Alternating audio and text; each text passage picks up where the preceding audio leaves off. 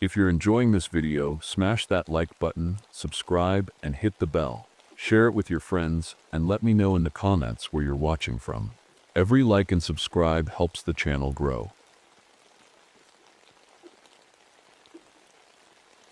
My name is Thomas Harland.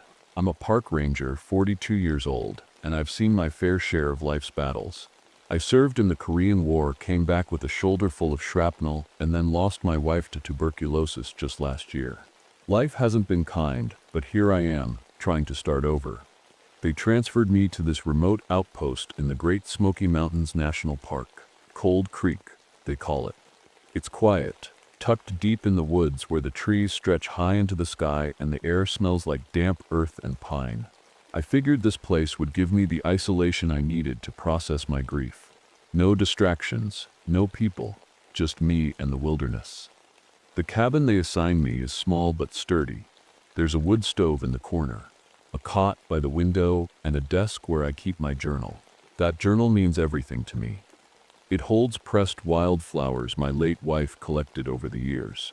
Every time I open it, it feels like she's still with me somehow. The first day was peaceful enough. I spent most of it hiking through the forest, taking notes on wildlife activity for my reports. Spring was in full bloom, but something felt off.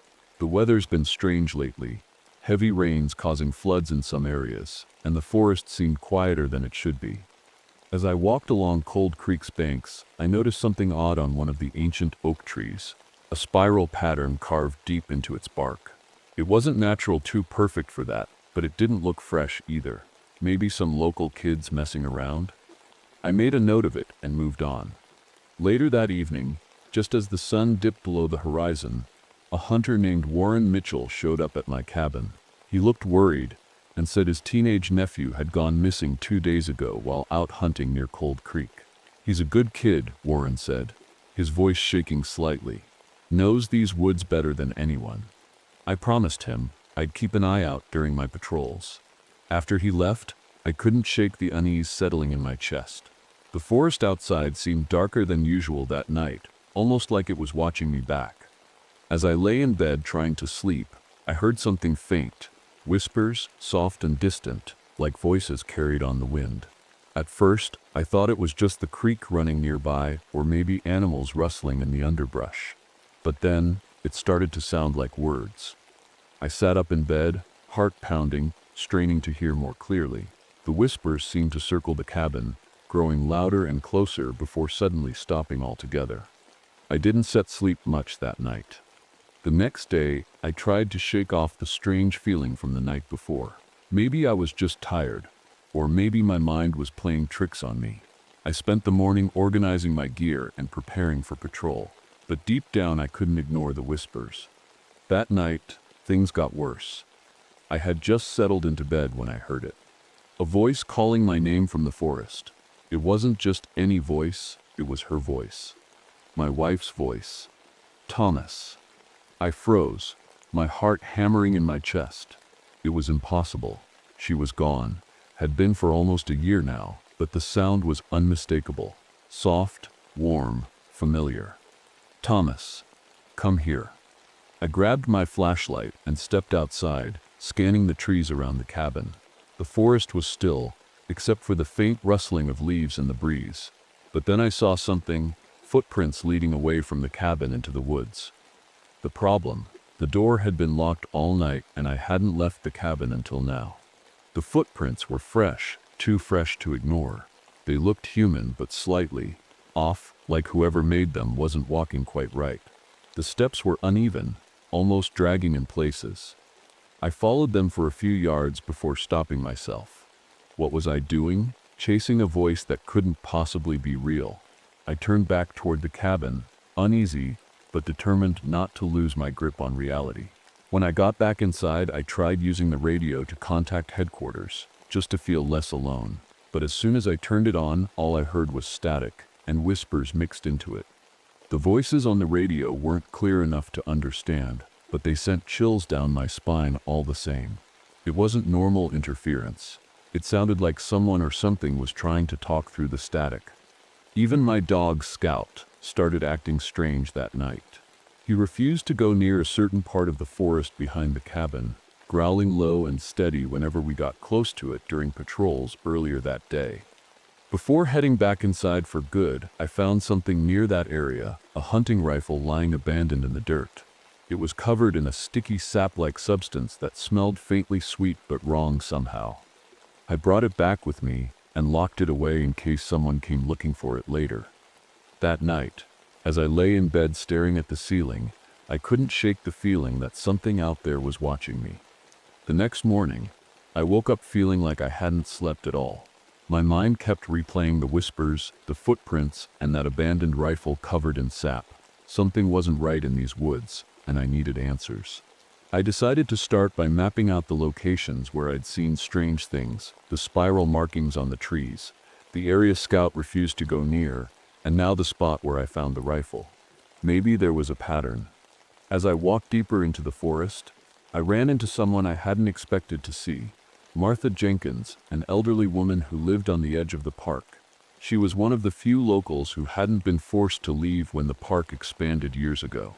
Martha was known for her stories about the old days, but most folks dismissed her as superstitious. "You've seen them, haven't you?" she asked, her voice low and serious. "Seen what?" I replied, trying to keep my tone calm. "The hollow people," she said, looking past me into the trees. "They sucked her watching you now." I didn't know what to say.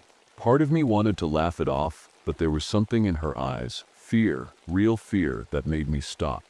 She told me about an old Cherokee legend, something her grandmother used to warn her about when she was a child. A spirit bound to the oldest trees in the forest. It could mimic voices, lure people into the woods, and they were never seen again. I thanked her for her time and moved on, but her words stuck with me. Could there really be something out here? Something ancient? Later that afternoon, a search party came through looking for Warren Mitchell's missing nephew. They didn't find much, just some torn clothing near a tree with those same spiral markings carved into it. The search leader chalked it up to a wild animal attack, but I wasn't so sure. Back at my cabin that evening, I tried calling my supervisor to report everything. The whispers, the footprints, even Martha Sepp's warning. But he brushed it off like it was nothing. "Probably just moonshiners or kids messing around," he said. "Don Sepp, let your imagination run wild." But this didn't feel like kids or moonshiners. It felt older than that. As night fell again, I sat by the window with Scout at my feet. The forest outside looked calm enough, but I couldn't shake the feeling that something was waiting out there, watching. That night, I had the strangest dream. I was walking through the forest, but it wasn't the same forest I knew. The trees were taller, their branches twisting together like they were alive. The air felt heavy, and the only sound was the crunch of leaves under my boots. In the dream, I came across a clearing I'd never seen before. There was a massive tree in the center, its bark covered in those same spiral patterns. As I stepped closer, I heard my wife's voice again. "Thomas, come here." I woke up in a cold sweat, my heart pounding like a drum. For a moment, I thought it was just a nightmare. But when I looked outside, my blood ran cold. The cabin was surrounded by a perfect circle of twisted branches. They were laid out neatly, almost like someone or something had arranged them while I slept. Scout was gone. His leash was still hanging by the door where I'd left it, but he wasn't in the cabin. Panic set in as I grabbed my flashlight and stepped outside, calling his name into the darkness. "Scout, come here, boy." The forest didn't answer me. It just stood there, silent and still, like it was holding its breath. As I searched around the cabin, headlights suddenly cut through the trees. A truck pulled up, and out stepped Dale Coleman, one of the park's maintenance workers. He'd come to drop off supplies, but stopped short when he saw the circle of branches around my cabin. "What the hell is this?" he muttered, his face pale. I didn't have an answer for him. Instead, I told him about everything, Scout disappearing, the whispers, the footprints, and to my surprise, he didn't laugh or dismiss it like my supervisor had. "You stir not the first ranger to deal with this," Dale said quietly. "My grandfather worked these woods back in I-39. He disappeared one night while on patrol, left behind nothing but his boots and his journal." He looked at me then, his eyes dark with something that felt like fear. They called it the Hollow Walker. Sip, you need to be careful out here. Before I could ask him more, we heard it, a faint rustling in the trees behind us. It wasn't the wind, it was deliberate, like footsteps moving through the underbrush. Get inside, Dale whispered. We locked ourselves in the cabin and waited as the sound grew louder and then stopped completely. Scout never came back that night. The next morning, Dale and I decided we couldn't ignore what was happening anymore. Scout was still missing, and the forest felt wrong. It wasn't just the silence or the strange markings. It was like the trees themselves were watching us, waiting for something. We packed up some gear, flashlights, torches, and a couple of hunting knives, and headed out to search for Scout and anything else that might explain what was going on. Dale told me about a spot he'd heard stories about from his grandfather, a grove deep in the forest where strange things always seemed to happen. As we walked, the air grew colder, even though it was spring. The sunlight barely made it through the thick canopy, and every sound seemed louder than it should have been, the crunch of leaves under our boots, the snap of twigs in the distance. After about an hour, we came across an abandoned camp. The fire pit was still warm, but there was no sign of anyone around. Tents were half collapsed, and supplies were scattered everywhere, like whoever had been here left in a hurry. What happened here? I asked, my voice barely above a whisper. Dale didn't answer right away. He was staring at one of the trees near the camp, a massive oak with fresh spiral markings carved into its bark. This is it, he said finally. This is where it starts. As we moved closer to investigate, something caught my eye, a cave entrance hidden behind a curtain of vines near a small waterfall. The water looked clear and cold, but there was something unsettling about the cave itself. The walls inside were covered in carvings, warnings written in Cherokee symbols. Dale pointed to one symbol that looked like a spiral, surrounded by jagged lines. That's supposed to keep it away, he said quietly. Just as he finished speaking, we heard it, a voice coming from deeper in the forest. Thomas. It was her voice again. My wife's voice, but this time it sounded broken, like someone trying to speak through static. I froze, my flashlight shaking in my hand as I turned toward the sound. That's when I saw it. At first, I thought it was just another tree in the distance, but then it moved, fast, jumping from one tree to another like it was teleporting. Its limbs stretched out like branches, its skin rough and bark-like, blending perfectly with its surroundings. Don't look at it, Dale shouted, grabbing my arm. But I couldn't help myself. I stared as it moved closer and closer until I could see its face, or what passed for a face. Hollow eyes stared back at me, empty but somehow full of malice. Dale suddenly stumbled forward, his body stiffening as if he'd lost control of himself. He started walking toward the thing without saying a word. Dale, stop, I yelled, grabbing him and pulling him back just before he got too close. The thing vanished into the trees as quickly as it had appeared, leaving behind nothing but silence. We didn't stop running until we were back at the cabin. When we got there, everything inside had been rearranged. Furniture moved around, supplies scattered across the floor. It felt like someone or something had been watching us even while we were gone. I didn't know what scared me more, the thing we saw in the forest or the fact that it seemed to be getting closer. That night, Dale and I sat in the cabin trying to make sense of what we'd seen. Neither of us said much at first. The silence felt safer somehow, like speaking out loud might invite whatever was out there to come closer. Finally, Dale pulled out an old leather journal from his backpack. This belonged to my grandfather, he said, placing it on the table between us. The journal was worn and faded, but the pages inside were filled with notes, dates, sketches, and descriptions of strange disappearances in the park going back decades.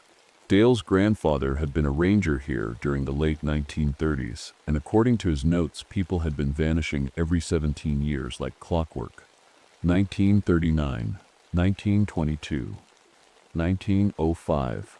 The pattern was undeniable. One entry caught my attention. The hollow walker grows stronger with each victim. It mimics voices to lure them into the forest, feeding on their memories until nothing is left. I felt a chill run down my spine as I read those words. This wasn't just a legend or a superstition. It was real, and it was happening again. Dale pointed to a sketch in the journal. A spiral surrounded by jagged lines, just like the carving we seen in the cave earlier that day. This is supposed to bind it, he said. But only if you know the ritual. I didn't know what scared me more. The idea that this thing could be stopped, or the thought of what might happen if we failed. As we continued flipping through the journal, the radio crackled to life behind us. At first, it was just static, but then voices started coming through. Help me. It wasn't just one voice, it was dozens of them, overlapping and broken like they were trapped in some kind of nightmare. Some sounded old, others young, but all of them carried the same desperation. Where are you? One voice asked. Don't sit, leave me, another whispered. Dale turned off the radio quickly, his hands shaking as he stepped back from the desk. Those are the people who disappeared, he said quietly. I didn't want to believe him, but deep down I knew he was right. Later that night, I heard her voice again. My wife's voice, but this time it wasn't calling me into the forest. It was describing something instead. Something terrifying.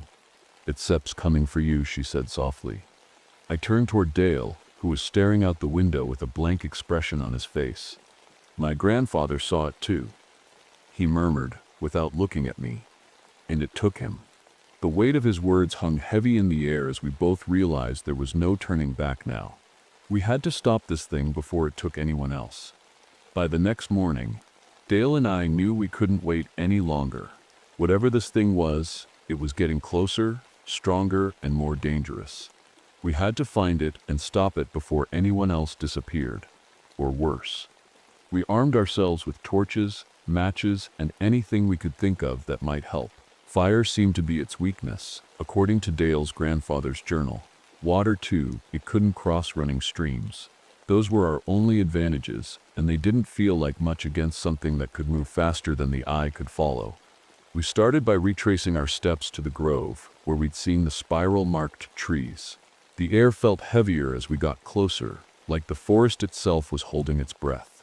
Even the birds were silent now. As we moved deeper into the woods, we found something horrifying. A hollowed-out tree with objects stuffed inside.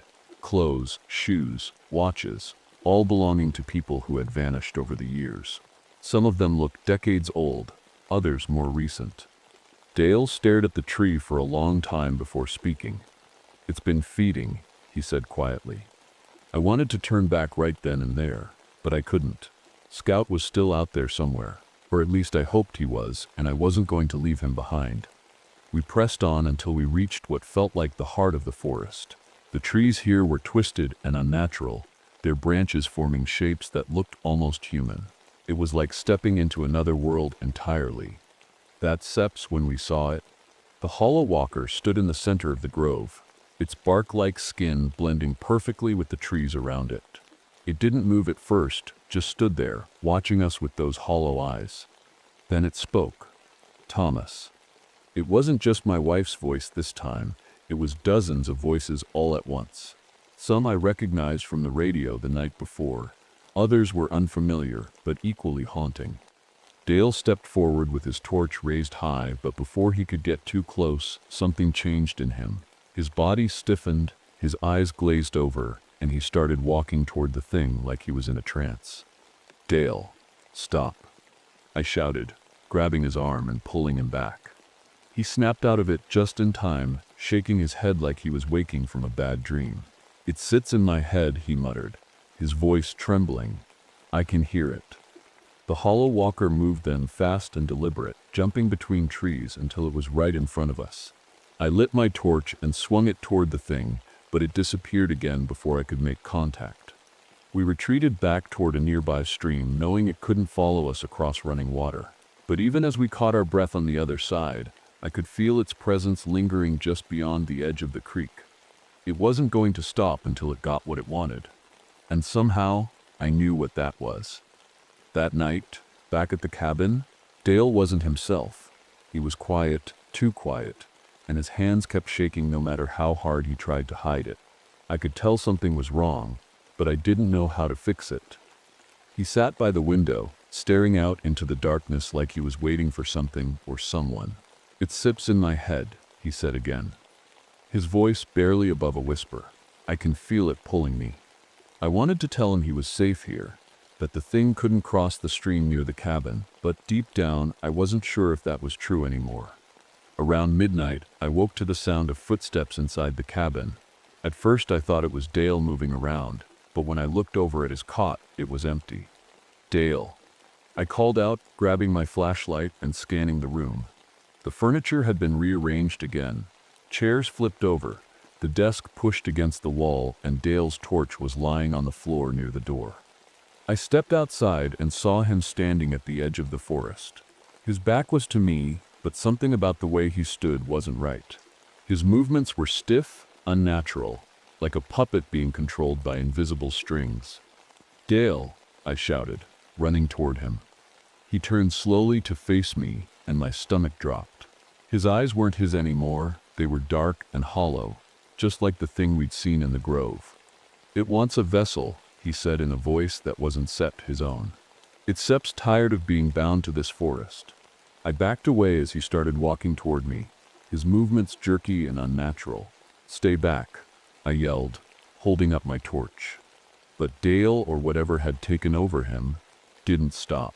He lunged at me with surprising strength, knocking me to the ground and pinning me there. "You can stop it," he said through gritted teeth. "It's been waiting too long." I fought back as best as I could, using my torch to keep him from getting too close. The flame seemed to hurt him, or rather hurt whatever was controlling him, but it wasn't enough to drive it away completely. Finally, I managed to break free and run toward the stream behind the cabin. Dale followed me, or rather the thing inside him did, but stopped short at the water's edge. "It can't cross," I said out loud, more to myself than anyone else. But even as Dale stood there on the other side of the stream, staring at me with those hollow eyes, I knew this wasn't over. The hollow walker didn't just want Dale, it wanted me too. And somehow, it knew exactly how to get what it wanted. The next morning, I knew what I had to do. This thing wasn't going to stop until it got what it wanted. And it wasn't just Dale or me, it was everyone who wandered too close to Cold Creek. If I didn't end this now, more people would disappear. I spent hours going through Dale's grandfather's journal, searching for anything that could help. The ritual to bind the hollow walker was there, but it wasn't simple. It required a sacrifice, blood spilled at a sacred Cherokee site near the waterfall we'd found earlier. I packed what I needed and told Dale to stay behind. He was weak, barely able to speak, and I couldn't risk him getting hurt, or worse. Before I left, I opened my wife's journal and took one of her pressed flowers with me. It was a wild violet, delicate and beautiful despite the years it had spent flattened between the pages. I didn't know why I took it, but something told me it might help. The walk to the waterfall felt longer than it should have. The forest seemed to shift around me, the trees closing in tighter with every step. By the time I reached the cave near the falls, the air was so heavy it felt like I was breathing through water. The hollow walker was waiting for me. It stepped out from behind one of the ancient trees, its bark-like skin blending perfectly with the shadows, its limbs stretched unnaturally long, and its hollow eyes locked onto mine. "Thomas." It spoke in her voice again, my wife's voice, but this time it sounded clearer, almost real. "Come here." I held up the torch and stepped closer to the waterfall, keeping my back to the running water. The thing flinched slightly but didn't retreat. "I know what you are," I said, my voice steady despite the fear clawing at my chest. "You've been feeding on people for centuries, but this ends now." The hollow walker tilted its head like it was studying me, then spoke again, this time in Dale's voice. "You can stop me," it said. "I am part of this forest." I didn't respond. Instead, I pulled out the wild violet and held it up for the thing to see. Its hollow eyes widened slightly as if it recognized what I was holding. "This is hers," I said softly. "You can have her." The thing lunged at me then, faster than I expected. I barely managed to swing my torch in time, the flames catching its bark-like skin and sending it stumbling back toward the trees. But it wasn't done yet. It started mimicking more voices. Dale's, Warren Mitchell's nephews, even Scout's bark, all overlapping in a horrifying chorus that made my head spin. I forced myself to focus on the ritual written in Dale's grandfather's journal. The steps were simple but brutal. Carve a spiral into the ground with blood and recite the binding words while standing in running water. I took out my hunting knife and sliced my palm open, letting the blood drip onto the dirt as I carved the spiral into the earth. The hollow walker screamed, a sound that shook the trees around me, but it didn't stop me. As I recited the words from the journal, the thing lunged at me one last time, but this time it couldn't reach me. The waterfall acted as a barrier, keeping it from crossing into my space. Finally, with one last scream, it vanished into thin air. The forest went silent again. I collapsed by the stream, exhausted but alive. The ritual had worked. The hollow walker was bound again, but at what cost? When I returned to the cabin later that day, Dale was gone. His cot was empty, his gear untouched. It was like he'd never been there at all. And Scout, he never came back either.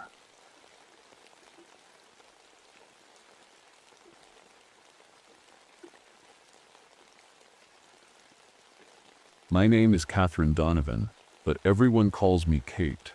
I'm a park ranger stationed at Glacier National Park in Montana. It's a beautiful place, but it can be brutal too, especially in winter. The snow piles high, the temperatures drop low, and sometimes you feel like the world has forgotten you exist. That's why I'm here, alone, at the Granite Peak Outpost. I wasn't always this isolated. I used to be part of search and rescue teams, one of the best, if I'm being honest. But things changed after a mission went wrong. A young hiker didn't make it, and I couldn't save him. I still hear his voice sometimes, calling for help in my dreams. That failure left me with scars, physical ones too. My leg never healed right after that fall, so now I walk with a limp and live with constant pain. After the accident, I transferred here to get away from everything. The noise, the people, the memories. It's just me now, surrounded by snow-covered mountains and endless silence. Well, not entirely silent. I've got my radios to keep me company. I've always been good with communications equipment. It's something I picked up during my time in the Army. Vietnam-era tech taught me how to fix just about anything that transmits a signal. The radios are my lifeline out here. They connect me to headquarters and other stations when the weather isn't too bad.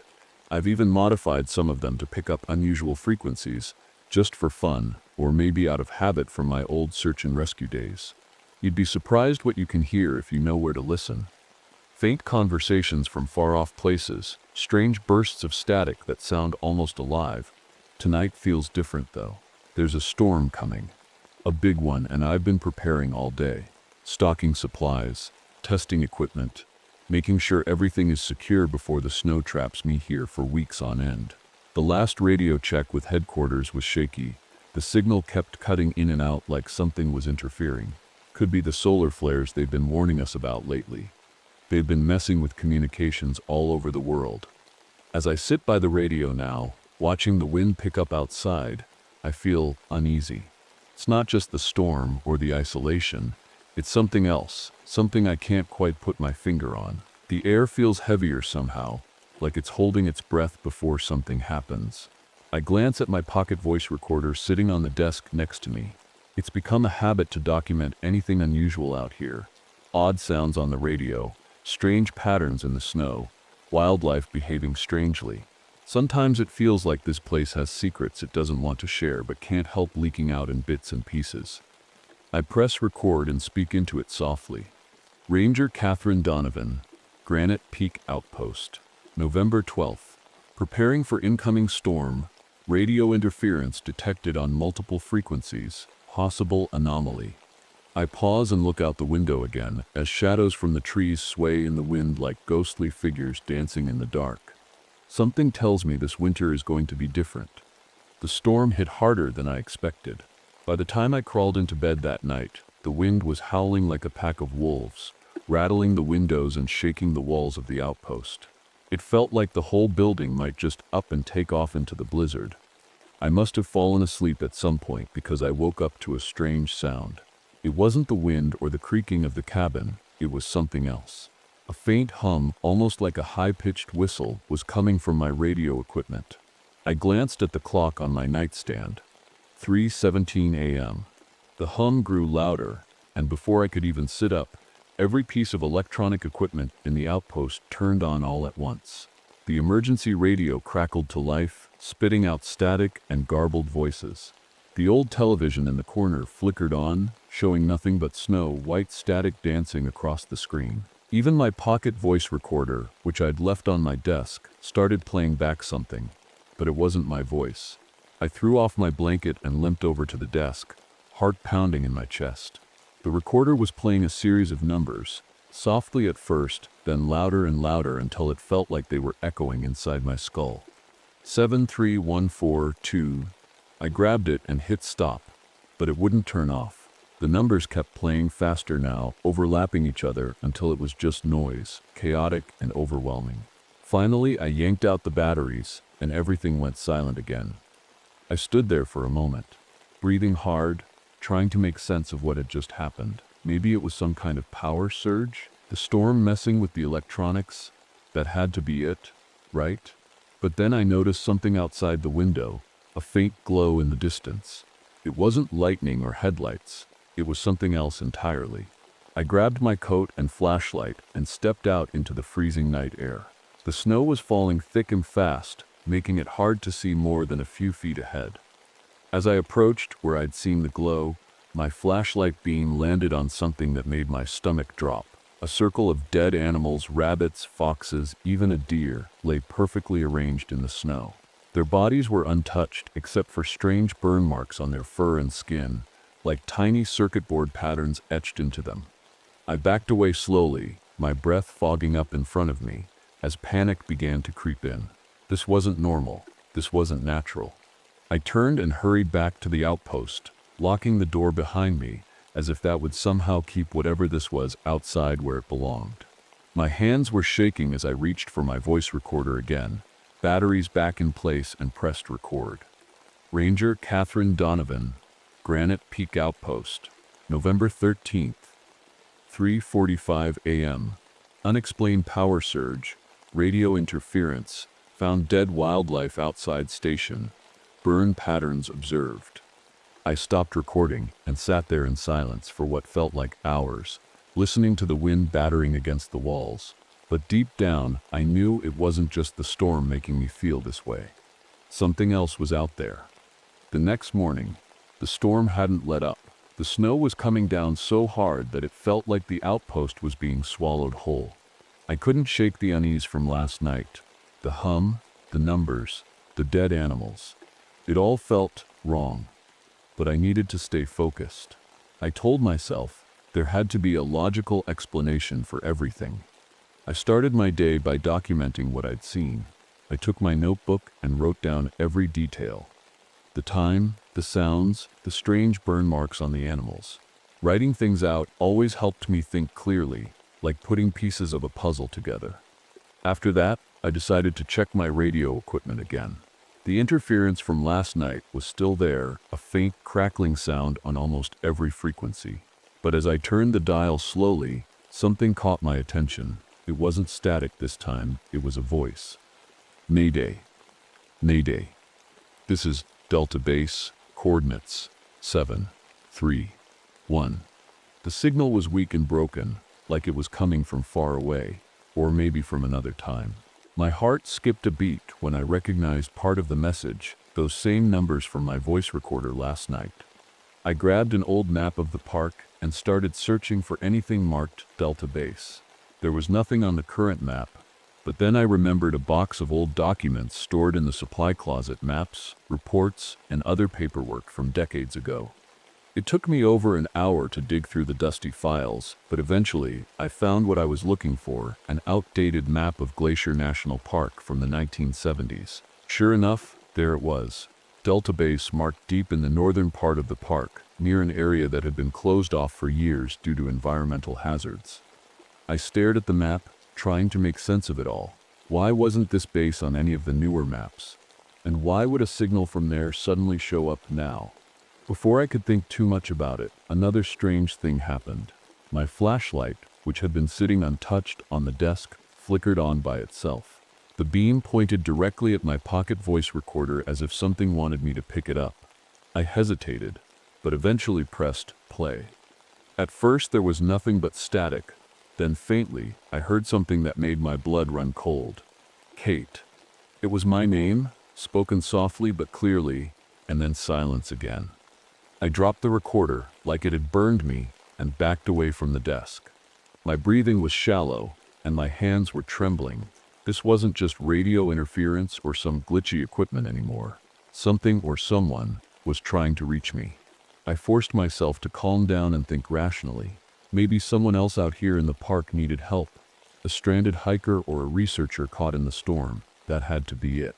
But deep down, I wasn't so sure anymore. I bundled up and prepared to head outside again, despite the worsening weather.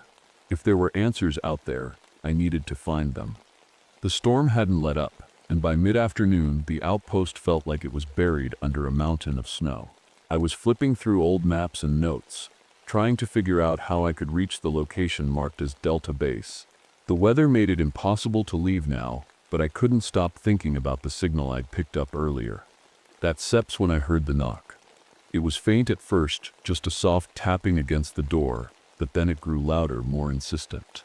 My heart jumped into my throat. No one should be out here in this weather, not unless they were desperate or lost.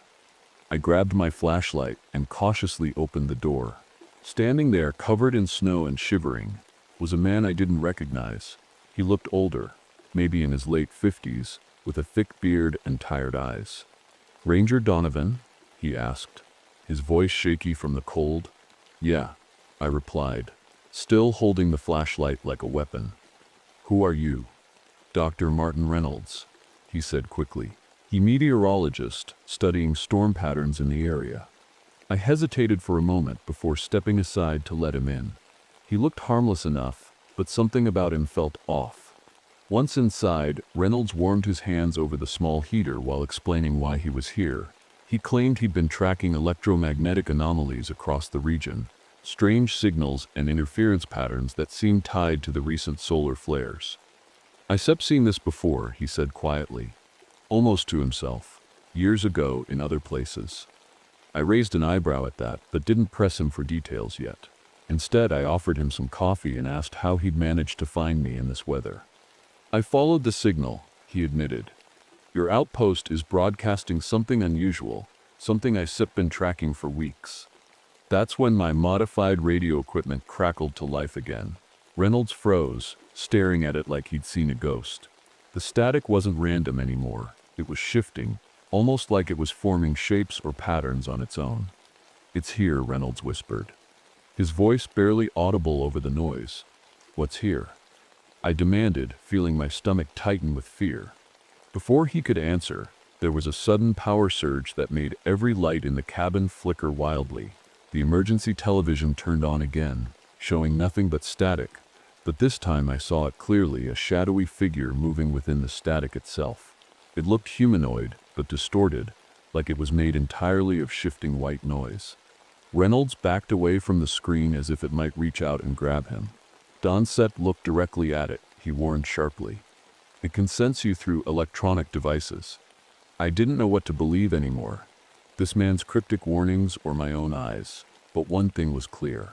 Whatever this thing was, it wasn't natural. Reynolds sat across from me at the small table in the outpost, his hands wrapped tightly around the steaming mug of coffee I'd given him. He hadn't said much since the power surge or the appearance of that shadowy figure in the static. I could tell he was holding something back, and I wasn't about to let it go. "What do you mean it's here?" I asked, keeping my voice steady even though my nerves were anything but.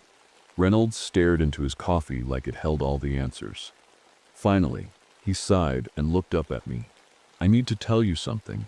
Something I should told you sooner." He leaned forward, his voice dropping to a whisper as if the walls themselves might be listening. "Back in 1972, I was part of a classified military experiment called Project Black Wave. We were trying to develop a new kind of communication system, something that could transmit signals across impossible distances using electromagnetic frequencies." I frowned. trying to piece together what he was saying. What does that have to do with what's happening here? Reynolds hesitated before continuing. We didn't just create a new communication system. We opened something, a gateway. If you want to call it that, we didn't know it at the time, but we tapped into frequencies that don't belong to our world. I felt a chill run down my spine. What came through? Reynolds took a deep breath and said the words I'd been dreading, an entity. Something that exists partially in the electromagnetic spectrum but can interact with our world through electronic devices. I shook my head, refusing to believe it. You saying this static figure is from another dimension? Not exactly, Reynolds replied grimly. It's always been here just outside our perception. We gave it away in. I sat back in my chair trying to process what he was telling me. It sounded insane, like something out of a science fiction movie. But after everything I'd seen and heard over the past few days, I couldn't dismiss it entirely. What happened to the experiment? I asked cautiously. Reynolds' expression darkened. The entity started attacking us, absorbing electrical energy and even bioelectricity from people who got too close. We shut down Belek Wave and covered up what happened, blaming equipment failures and lightning strikes for the casualties. And now it's here, I said quietly, feeling the weight of those words settle over me like a heavy blanket. Reynolds nodded solemnly. It's been following patterns, communication tower failures, strange signals during storms, and now it's found its way to you. I felt my stomach twist as his words sank in. The interference on my radios, the numbers on my recorder, the shadowy figure in the static, it was all connected to this entity he'd unleashed decades ago. What does it want? I asked, my voice barely above a whisper. Reynolds hesitated before answering. Energy, power, and eventually, the hours dragged on with the storm outside growing fiercer by the minute. Reynolds and I worked to reinforce the outpost, blocking windows and securing doors, but deep down I knew it wouldn't be enough. Whatever this thing was, it didn't need to break through walls to get to us. It could move through the airwaves, the wires, anything connected to power. Reynolds had been quiet for a while, scribbling notes in his journal, and occasionally glancing at my modified radio equipment. I could tell he was trying to stay calm, but his hands shook every time the static on the emergency television flickered. Then it happened. The lights dimmed suddenly, and the hum returned. The same high-pitched whistle I'd heard the night before. It wasn't coming from one device this time, it was everywhere. The radios crackled, the television buzzed, even my flashlight flickered erratically. Reynolds stood up abruptly, his face pale. It's here, he said, his voice trembling. Before I could respond, the emergency television screen turned completely black for a moment, and then the static returned. But this time it wasn't just noise. The shadowy figure appeared again, clearer than before, its humanoid shape shifting and twisting like it was struggling to hold itself together. I froze in place as the figure seemed to turn toward us, or at least its head-like shape did. The static grew louder, almost deafening, and then Reynolds screamed. I turned just in time to see him clutching his chest as sparks of electricity danced across his body. His face contorted in pain as he fell to his knees, and I realized what was happening. The entity was draining him, pulling energy from his body, like a parasite feeding on its host. Get out, Reynolds gasped, barely able to speak as he collapsed to the floor. I grabbed my flashlight and pocket voice recorder and ran toward the door, but before I could reach it, the entity's form shifted again, stretching out like tendrils of static reaching for me. The hum grew louder in my ears, making it impossible to think clearly. Reynolds' voice cut through the chaos one last time. Faraday cage, it can get through. His words snapped me back to reality. I remembered reading about Faraday cages during my army training, structures that block electromagnetic fields. My radio equipment was partially shielded that way. Maybe it would be enough to hold off the entity for now. I scrambled toward the desk where my radios were set up and ducked behind it as the tendrils of static closed in around me. The hum grew louder still until it felt like my skull might split open. But then everything stopped. The entity couldn't reach me here. Not yet. But Reynolds was gone. I stayed crouched behind the desk for what felt like hours, my heart pounding so hard I thought it might burst. The hum was gone now, and the outpost was eerily quiet except for the sound of the wind battering the walls outside. Reynolds was dead. I didn't want to look at his body, but I could feel his absence like a hole in the room. He'd warned me about the Faraday cage, and he'd been right. This small, shielded corner of my setup had kept me safe. But I knew it wouldn't last. I needed a plan. First, I checked my supplies. My tools were scattered across the desk: spare wires, batteries, and old soldering iron. I grabbed anything that might help me rig up some kind of defense. My army training kicked in as I worked, my hands moving almost automatically while my mind raced to keep up. I started by reinforcing the shielding around my radio equipment, wrapping wires and metal mesh around anything that could block electromagnetic fields. It wasn't perfect, but it was better than nothing.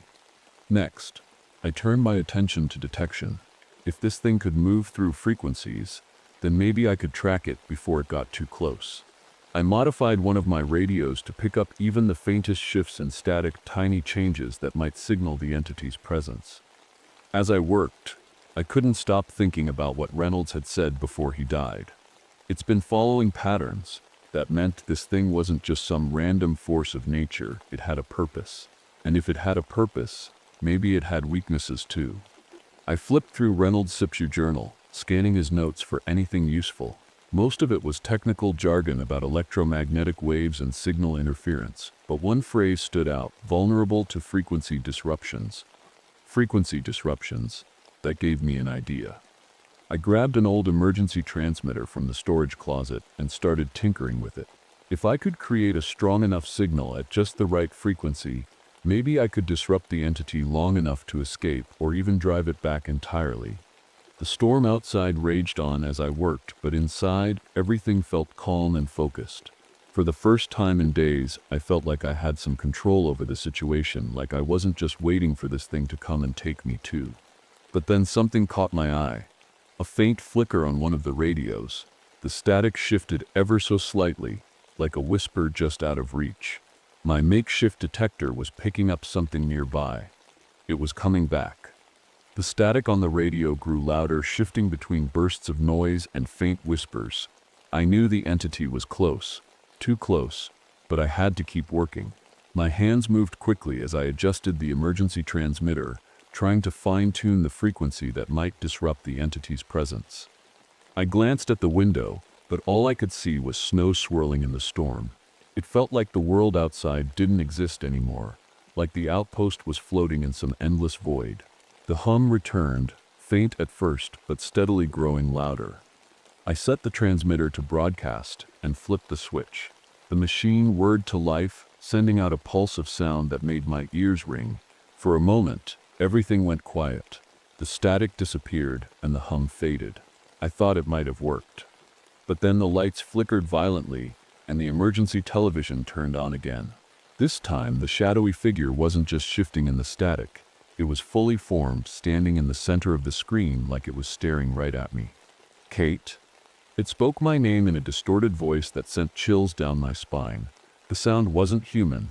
It was layered, like dozens of voices speaking at once. I stumbled back from the desk as the figure began to move. Not just on the screen, but through it. Tendrils of static stretched out from the television, snaking across the floor toward me. I grabbed my flashlight and swung it wildly, but it passed right through them like smoke.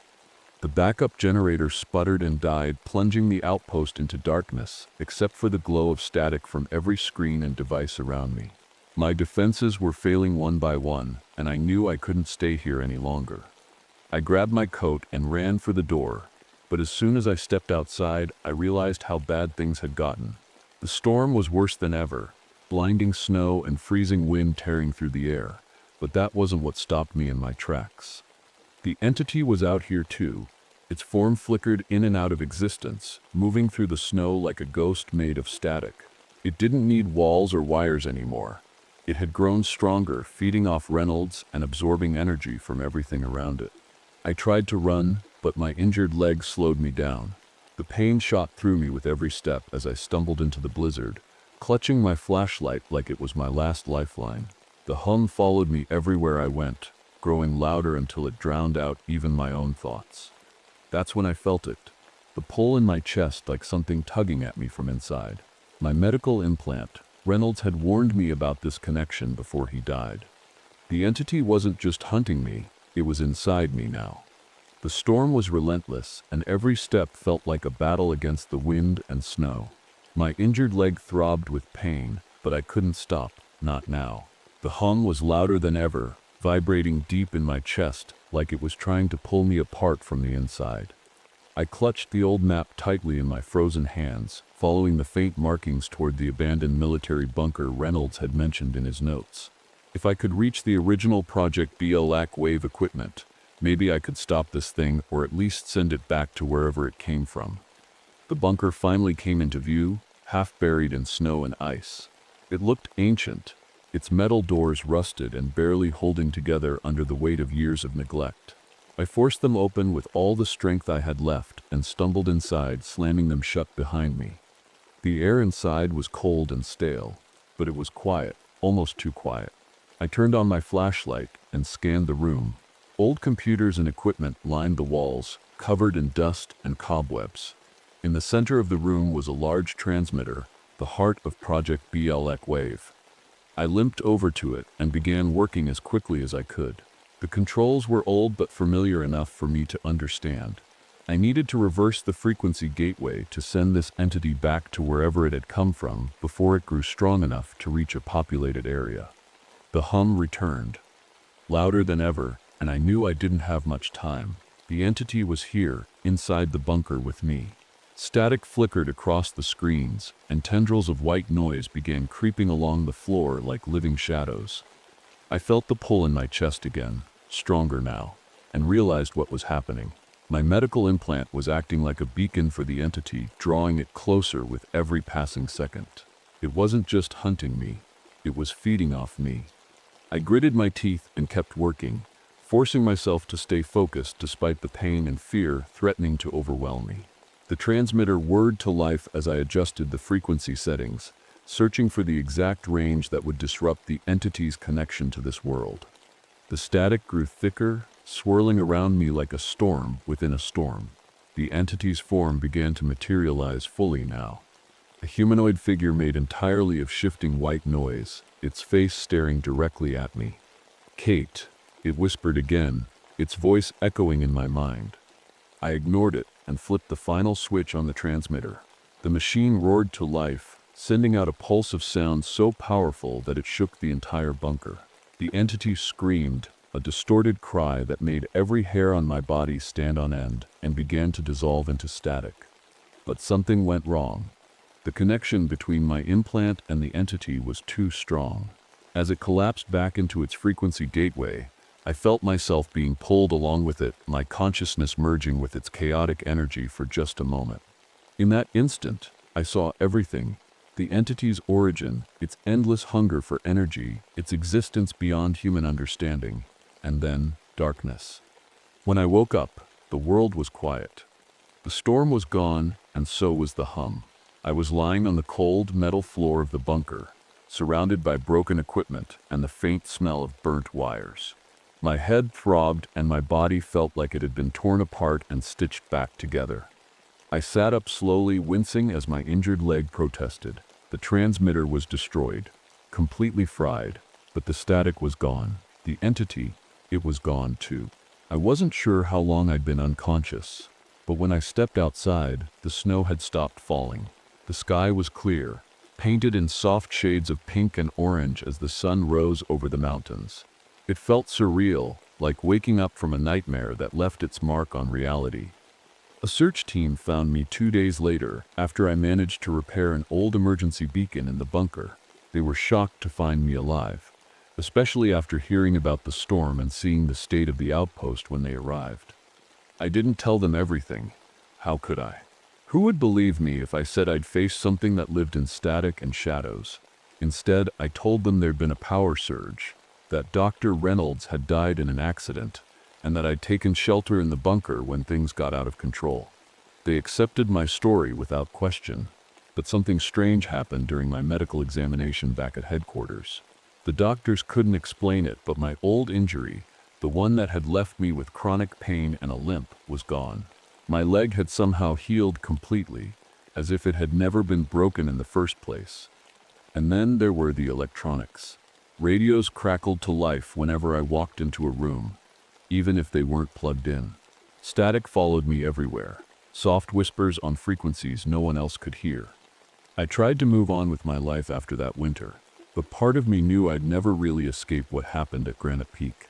Sometimes, during storms, I hear my voice on the radio calling out from somewhere far away. And sometimes, I think it sits still watching me.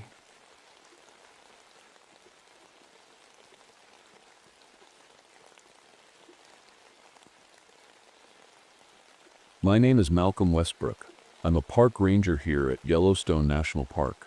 It's a quiet life, just me, the trees, and the wildlife. That's exactly what I wanted when I requested this post. After everything I've been through, the war, my failed marriages, and losing touch with my son, I needed somewhere far away from people. Out here, no one asks questions. No one looks at me like I'm broken. It was early fall, and the park was alive with color. The trees were golden and red, their leaves rustling softly in the breeze. The air was crisp, but not too cold, and the sky stretched endlessly above me, a perfect blue. I was out on patrol in one of the park's more remote areas, riding my horse, Scout. This part of Yellowstone doesn't see many visitors. It's rugged and wild, with rocky cliffs and deep forests that seem to go on forever. As I rode through a meadow surrounded by towering ponderosa pines, I felt a rare moment of peace. The only sounds were Scout's hooves, crunching against the dirt trail, and the occasional chirp of a bird overhead. I stopped for a moment to jot down some notes in my logbook, just routine stuff about wildlife sightings and trail conditions. But something caught my eye in the distance. There was an abandoned campsite just off the trail. The tent was still standing, but it looked like no one had been there for days. A campfire pit was filled with cold ash, and there were scraps of half-eaten food scattered around. It didn't feel right. Campers are supposed to clean up after themselves, especially in a place like this where bears roam freely. I dismounted Scout and walked over to take a closer look. The ground around the campsite was trampled, but not in a way that made sense. There were footprints, human ones, but they were strange. They looked like they were facing backward. I frowned and looked around. The forest suddenly felt different, quieter somehow. No birds chirping anymore. No rustling leaves or buzzing insects. Just silence. The sun was starting to set by then, casting long shadows across the meadow. I decided it was time to head back to my cabin before it got dark. As Scout and I made our way through the forest trails, that eerie silence followed us all the way home. When I finally reached my cabin, a small wooden structure tucked away in the trees, I couldn't shake the feeling that something wasn't right. But I told myself it was just my imagination running wild after seeing those strange footprints. That night, as I sat by the fireplace with a cup of coffee in hand, I tried to focus on reading an old book about local wildlife, but every so often I'd glance at the window behind me, half expecting to see something staring back. I didn't sleep much that night. That night, something woke me up. At first, I wasn't sure what it was. I just lay there in the dark, staring at the ceiling, listening. The cabin was quiet except for the faint crackle of the dying fire in the hearth. But then I heard it again, a sound outside. It was faint, like someone walking through the forest just beyond the cabin. I sat up in bed and reached for my service revolver on the nightstand. My heart was pounding, but I told myself it was probably just an animal, maybe a raccoon or a deer wandering too close to the cabin. Still, I couldn't shake the feeling that something was off. I got up slowly and walked to the window. The moonlight lit up the clearing outside, casting long shadows from the trees. I didn't see anything at first, just Scout tied up near the small shed where I kept my supplies. But then I noticed he was acting strange. His ears were pinned back, and he kept stomping his hooves nervously. "Easy, boy," I whispered under my breath. And then I heard it, a voice. A woman's voice calling my name from somewhere in the darkness. Malcolm. I froze. My blood ran cold because I recognized that voice. It sounded exactly like my ex-wife, Sarah, but that didn't make any sense. Sarah was in Chicago, hundreds of miles away from here. "Malcolm, come outside," the voice called again, softer this time. I backed away from the window, gripping my revolver tightly. My hands were shaking now. There was no way it could be her. No way at all. The voice came again, closer this time. "Malcolm, please." I wanted to believe it wasn't real, that maybe I was dreaming or hearing things because I hadn't slept well in days. But then Scout let out a loud whinny and started pulling against his tether like he was trying to break free. I turned away from the window and sat down on the edge of my bed, trying to calm myself down. But then something else happened. Something even worse. The radio on my desk crackled to life with static. It shouldn't have been on. I'd turned it off before going to bed.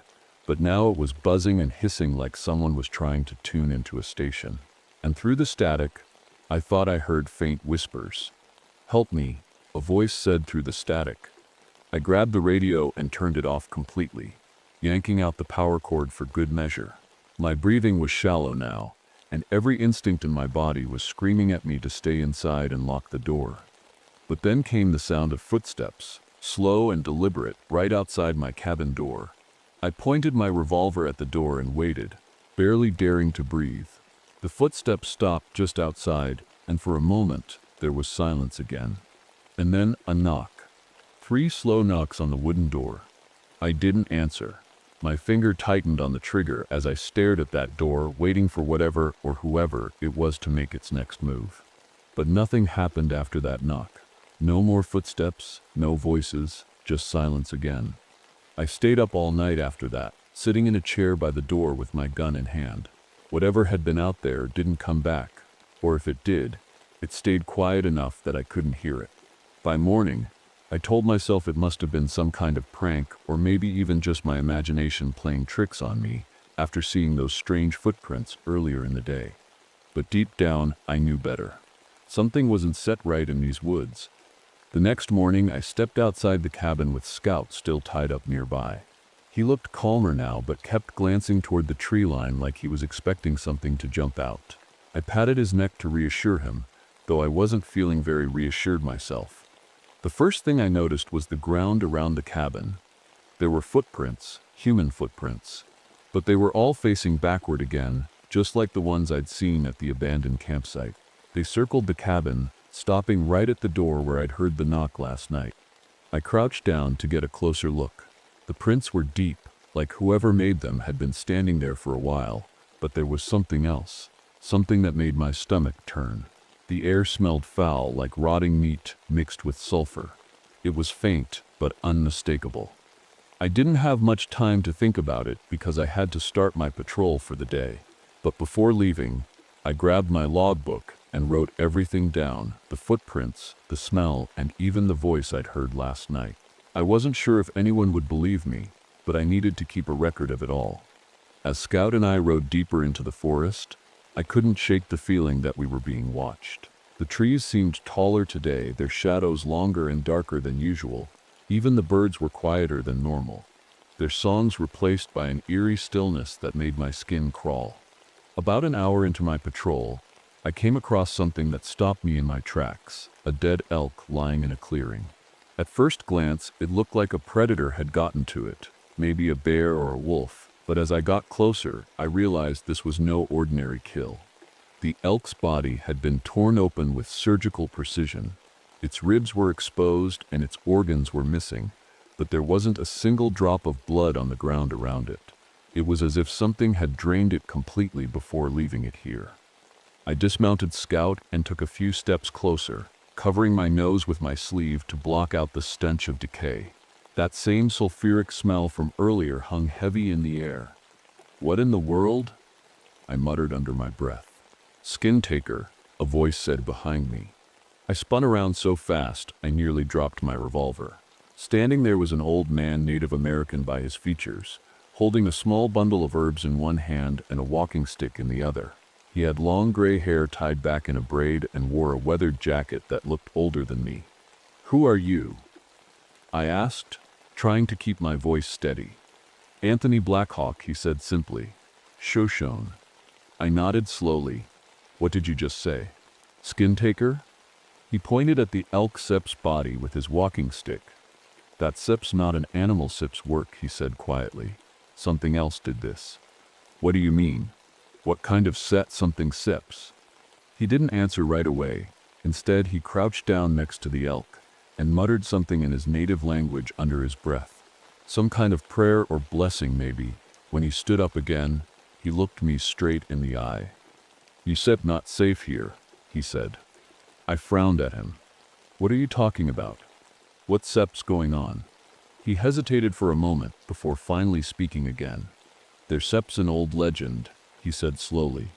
A creature that can take on any form it wants, man or beast. It walks among us wearing stolen faces but leaves behind signs if you know where to look.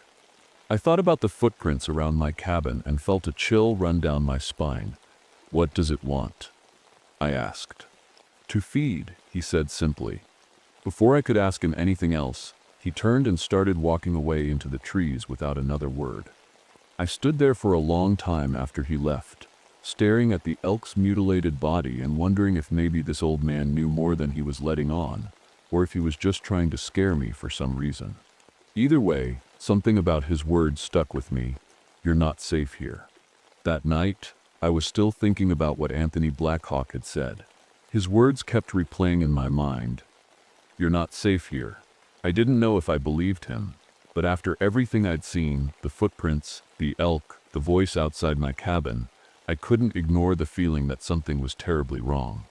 I radioed headquarters earlier in the day to report the strange activity.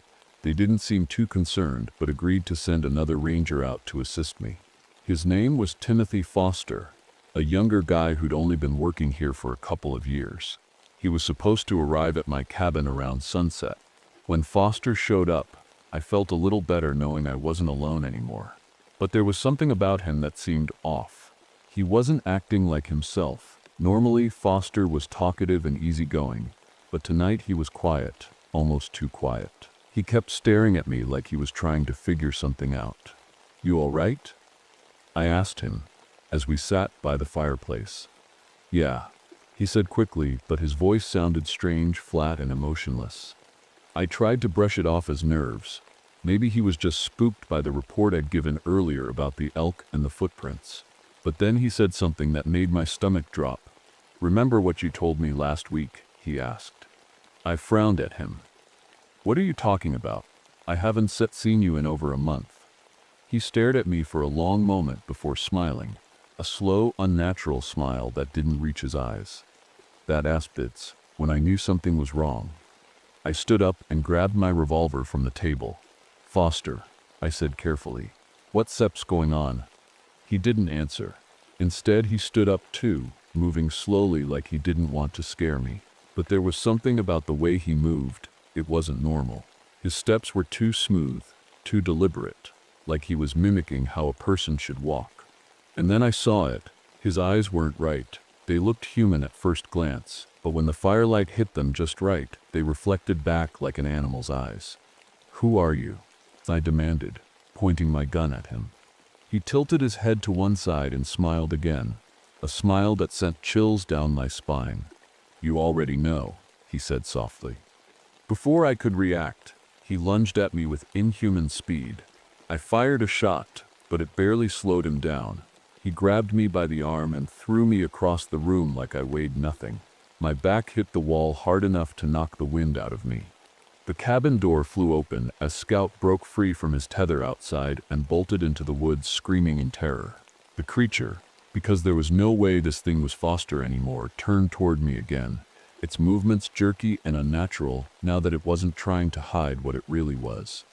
I scrambled to my feet and grabbed the silver letter opener from my desk, the only weapon within reach.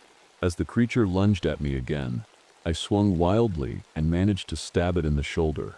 It let out a scream, a horrible sound that echoed through the forest like dozens of voices crying out at once, and stumbled backward toward the open door. The fire in the hearth flared up suddenly, casting wild shadows across the room as the creature turned and fled into the night. Its footsteps sounded heavy at first, but quickly faded into silence as it disappeared into the trees. I stood there shaking, clutching the letter opener tightly in one hand while blood dripped from a cut on my forehead where I'd hit the wall earlier. The cabin smelled like sulfur now, stronger than before, and smoke from the fireplace filled the air as flames licked dangerously close to the wooden walls. I grabbed my logbook and ran outside just as part of the roof collapsed behind me in a burst of sparks and flames. The cabin was gone, but so was Foster's body. Whatever that thing had been, it wasn't human anymore. The next morning, I woke up slumped against a tree near the ruins of my cabin. My body ached all over, and my head was pounding. The fire had burned itself out overnight, leaving behind nothing but charred wood and blackened earth. I sat there for a while, staring at the wreckage and trying to piece together what had happened. Foster, or whatever that thing was gone. The only sign of him was the blood stain on the floor where I'd stabbed him with the silver letter opener. I still had the blade in my hand, its edge stained dark from the creature's blood. I didn't know why it had worked, but it had hurt him. Hurt it. That meant it could be killed. I couldn't just leave. Not now. Whatever this thing was, it was dangerous. If it wasn't stopped, more people could die.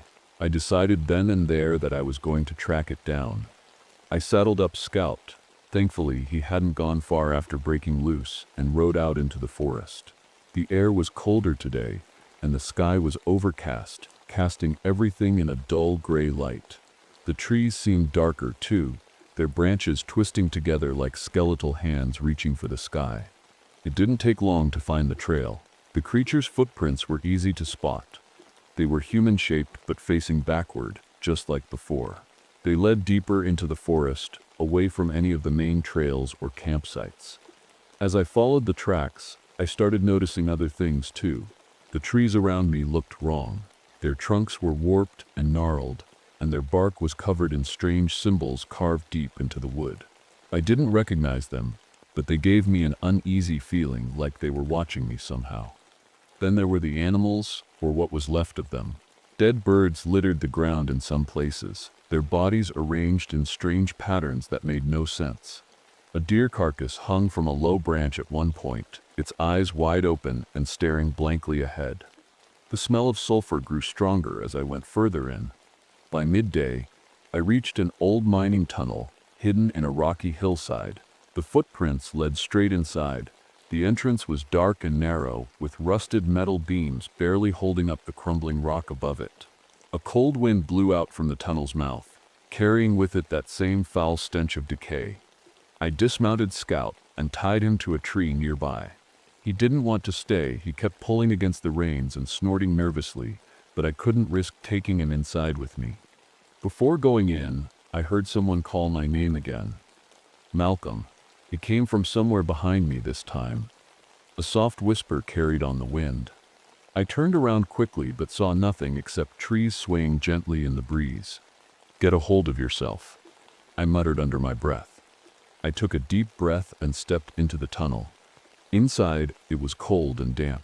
Water dripped from the ceiling in some places, forming shallow puddles on the uneven floor. The walls were lined with old wooden supports that creaked ominously with every step I took. The deeper I went, the worse it got. The smell was almost unbearable.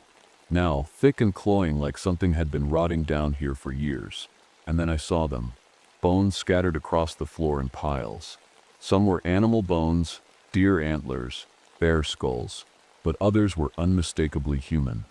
My stomach churned as I knelt down to examine one of the piles more closely. Among the bones was a rusted pocket knife with initials carved into its handle. JT. It must have belonged to one of the missing hikers who'd vanished in this area over the years. This thing had been hunting here for a long time. As I stood up again, something moved in the shadows ahead of me. A flicker of motion just at the edge of my vision. "Who's there?"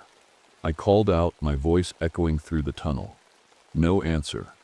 Just silence.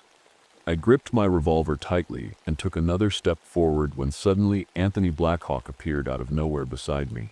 He was holding an obsidian blade in one hand and a small pouch in the other. "You shouldn't have come here alone," he said quietly. I nearly jumped out of my skin but managed to keep my voice steady. "What are you doing here?" "I followed you," he said simply. "You're going to need this." He handed me the obsidian blade and opened his pouch to reveal some kind of powder or ash inside. "What is this?" I asked him. "Protection," he said cryptically before closing the pouch again. "But it won't last long." Before I could ask him anything else, he motioned for me to follow him deeper into the tunnel. Whatever we were walking toward, it wasn't going to be good. The tunnel seemed endless. Every step we took echoed around us, bouncing off the damp stone walls. Anthony Blackhawk walked ahead of me, his movements steady and deliberate, while I followed close behind with the obsidian blade in one hand and my revolver in the other. The air was colder now, and the smell of sulfur was so strong it made my eyes water. "Are you sure we're going the right way?" I asked him. He didn't turn around but nodded. "It seps here." "What is set? It's spet." I pressed. "You shall see," he said quietly. I didn't like that answer. My nerves were already shot, and my heart felt like it was beating out of my chest. But I kept moving forward because there was no turning back now. After what felt like hours, we reached a large, open chamber deep inside the tunnel. The walls were covered in those same strange symbols I'd seen carved into the trees earlier, but these were bigger and more detailed. They seemed to glow faintly in the darkness, casting eerie shadows across the room. In the center of the chamber was a pile of bones, human and animal mixed together, and standing over them was something that made my blood run cold. The creature wasn't human anymore, not even close. Its skin hung loosely from its body like it didn't fit right, and its limbs were too long and thin, bending at unnatural angles. Its face was a twisted mess of features that looked like they'd been stitched together from different people. Eyes that didn't match, a crooked nose, a mouth that stretched far too wide. As we stepped into the chamber, it turned to look at us. Its eyes locked onto mine, and I felt frozen in place, unable to move or even breathe. "Malcolm," it said in a voice that wasn't its own. It sounded like my father's voice, the same voice I hadn't heard since he died years ago. I gritted my teeth and forced myself to speak. "You stir not him." The creature smiled, a slow, horrible smile that stretched across its misshapen face. "But I know him," it said. "I know everything about you." I glanced at Anthony, hoping he had some kind of plan, but he was already moving forward toward the creature with his pouch of ash in hand. He started chanting something in his native language, a low, rhythmic sound that echoed through the chamber like a heartbeat. The creature screamed, a sound so loud and piercing it felt like it could shatter stone, and lunged at Anthony with impossible speed. He didn't flinch but threw the ash from his pouch directly at its face. The creature recoiled, its skin bubbling and smoking where the ash had touched it, but then it turned its attention back to me. "You can hide from me," it said in another voice, this time my own voice, distorted and wrong. "I see everything." Suddenly, images flooded my mind, memories I'd tried to bury for years. The war came rushing back all at once. The sounds of gunfire, the screams of men dying around me, the things I'd done to survive, things I wasn't proud of. I stumbled backward as the creature's psychic assault overwhelmed me. It knew everything, every mistake I'd ever made, every regret I carried with me, and it used them against me like weapons. "Malcolm," Anthony shouted as he threw me the obsidian blade. "It's vulnerable now. You have to strike." I gripped the blade tightly and forced myself to focus. The creature was still screaming and writhing from Anthony's attack with the ash, its true form starting to emerge as its stolen faces melted away. It looked at me one last time before lunging forward again, its twisted limbs reaching for me. I didn't hesitate this time. I plunged the obsidian blade straight into its chest. The creature let out one final scream, a sound so loud it shook the entire chamber, and then collapsed onto the pile of bones beneath it. Its body convulsed for a moment before going still completely. But Anthony, he didn't make it. In its final moments, the creature had struck him down with one of its claws. He lay on the ground nearby, bleeding heavily but still breathing faintly. He looked up at me with weak eyes and whispered something I couldn't understand before closing them for good. I don't know how I made it out of that tunnel. My legs felt like they were moving on their own, carrying me through the darkness and back into the forest. By the time I reached Scout, the sun was just starting to rise, casting a pale light over the trees. I untied him with shaking hands and climbed into the saddle, my mind racing with everything that had just happened. Anthony was gone. The creature was dead, or at least I thought it was, but something didn't feel right. The air was still heavy with that sulfuric smell, and the forest was unnaturally quiet again. No birds, no wind, just silence. As I rode back toward the main trail, I couldn't shake the feeling that I wasn't alone. Every so often, I'd glance over my shoulder, half expecting to see something following me through the trees. But there was nothing, just shadows stretching long and dark in the early morning light. When I finally reached a small clearing near one of the park's hot springs, Scout stopped suddenly and refused to go any further. He snorted and stomped his hooves nervously, his ears pinned back as he stared at something ahead of us. I followed his gaze and saw it. The creature was standing there at the edge of the clearing, its body twisted and broken but somehow still alive. Its skin hung in tatters, revealing raw muscle and bone underneath, and its eyes burned with an unnatural light that made my stomach churn.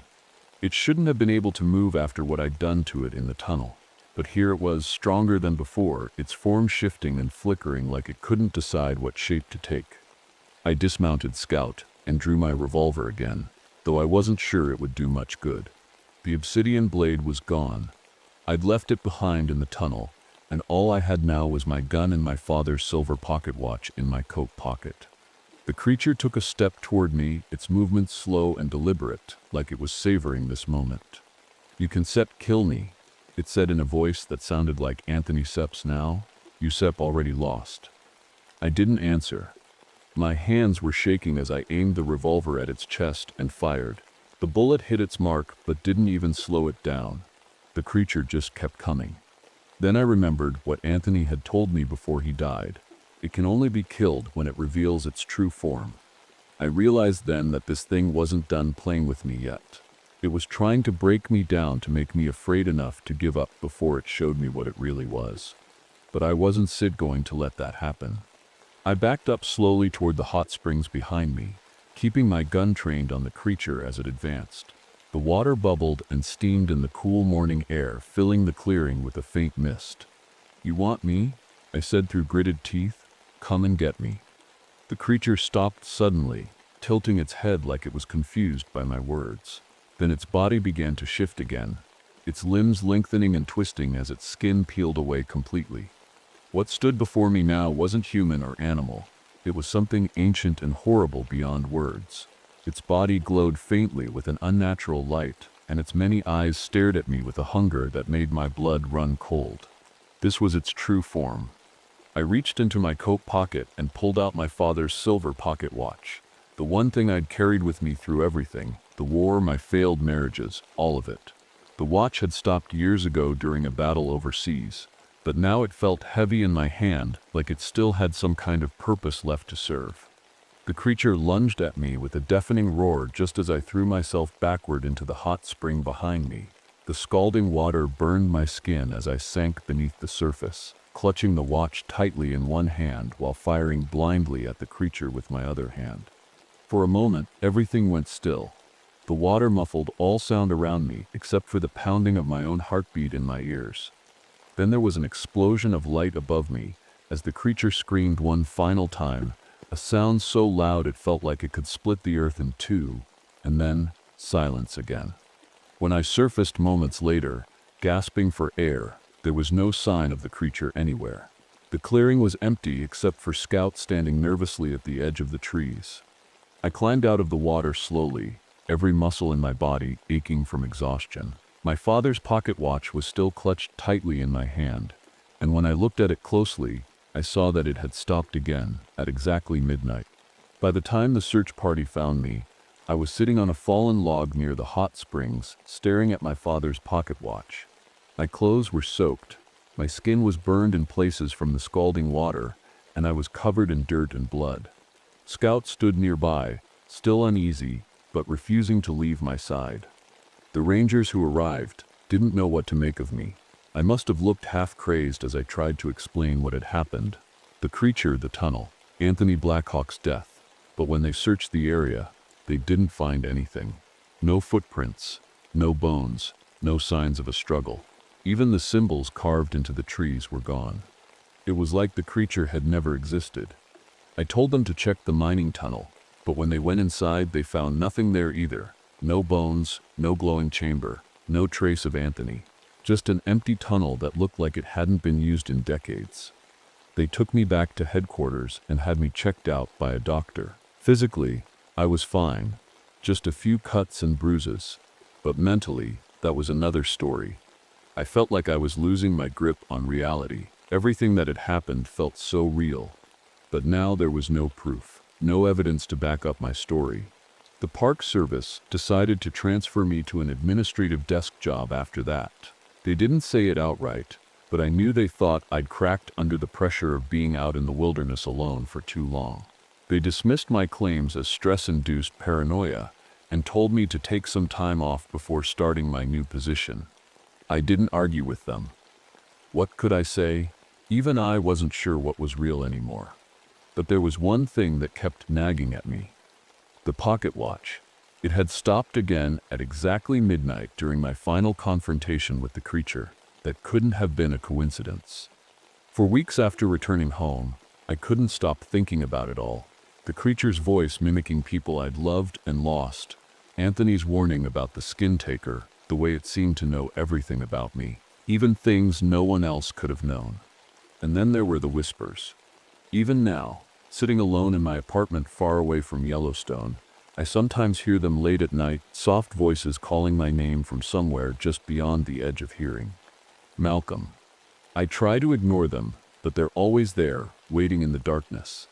One night, as I stood in front of the bathroom mirror brushing my teeth, something happened that made my heart stop cold.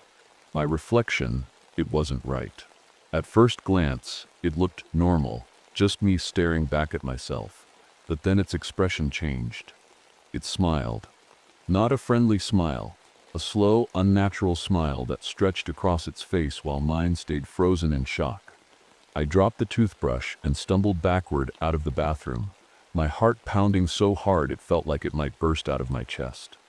When I finally worked up the courage to look again, my reflection was normal again, just me staring back with wide eyes and a pale face. But deep down, I knew it wasn't over.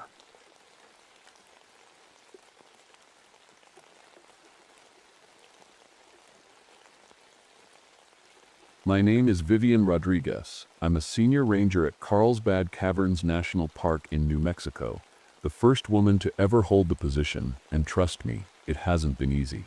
People don't think I belong here, but I've spent my life studying caves. I know them better than I know myself.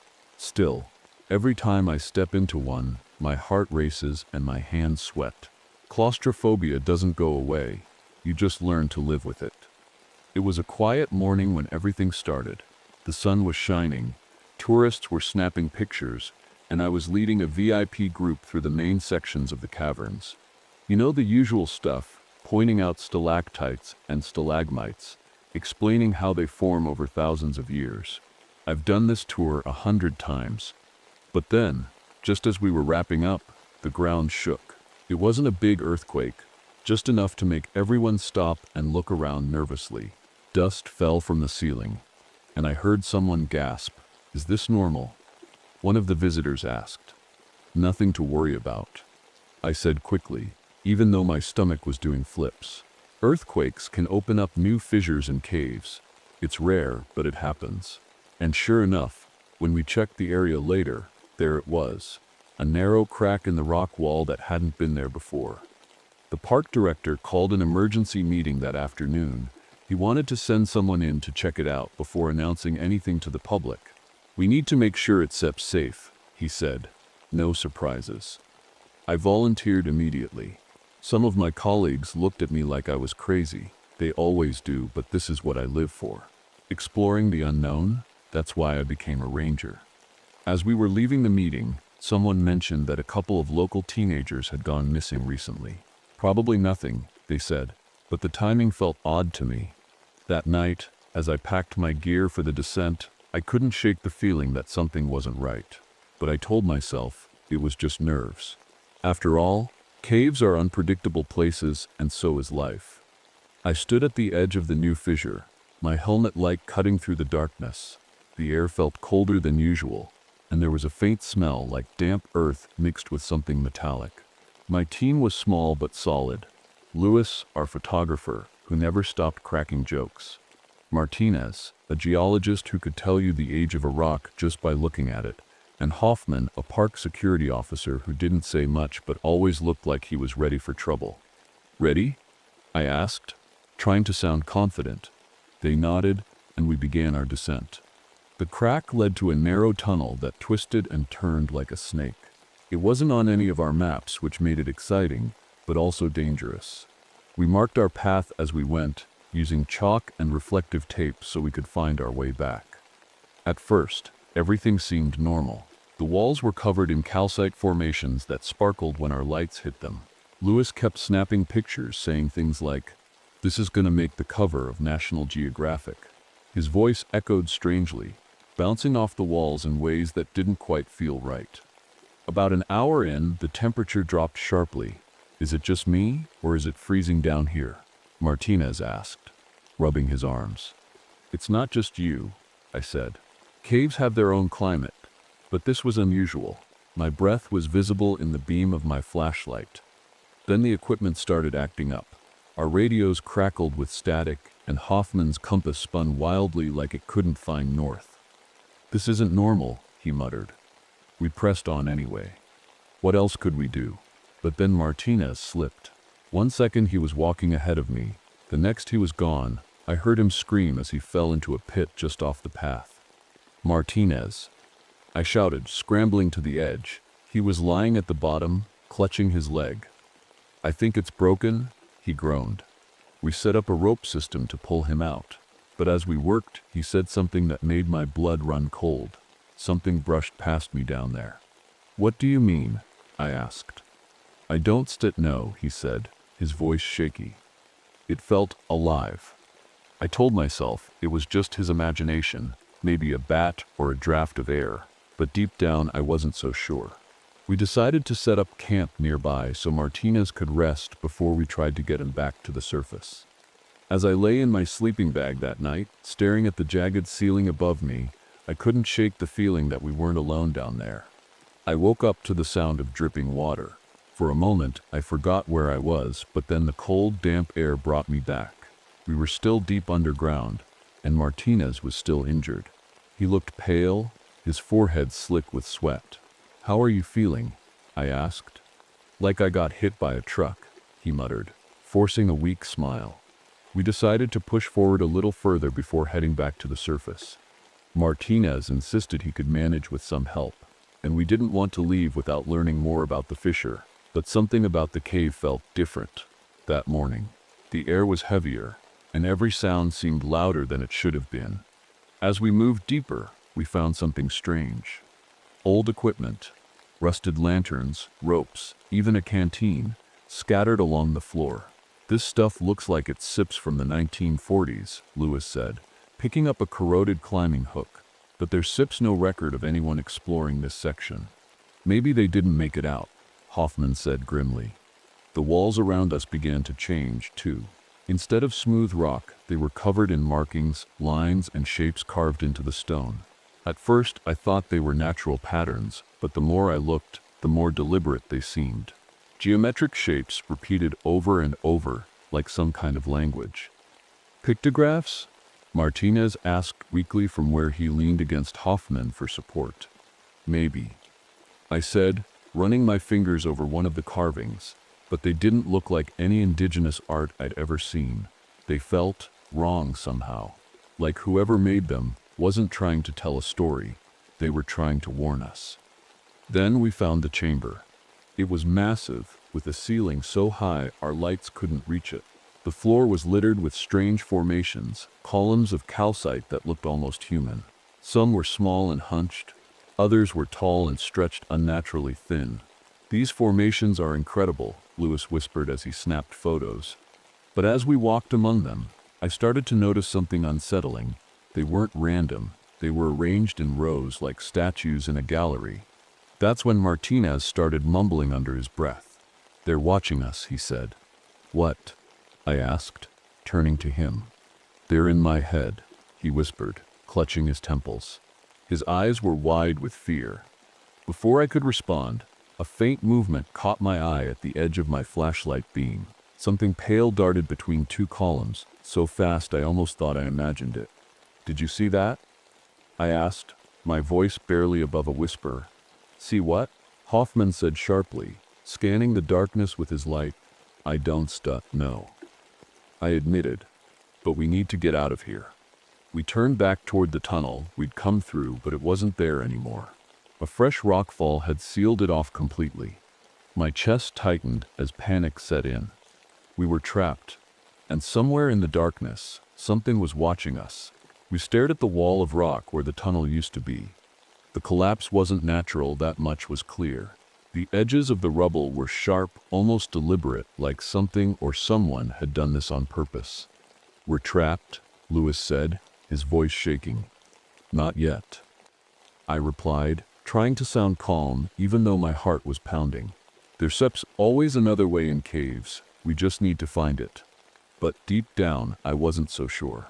The carvings on the walls, the strange formations, the pale figure I thought I saw, it all felt connected, and none of it felt right.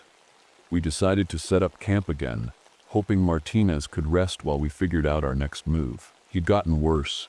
His skin was clammy, and he kept mumbling things that didn't make sense. "They're here. They've always been here. They're waiting." His words sent chills down my spine. That night, I couldn't sleep.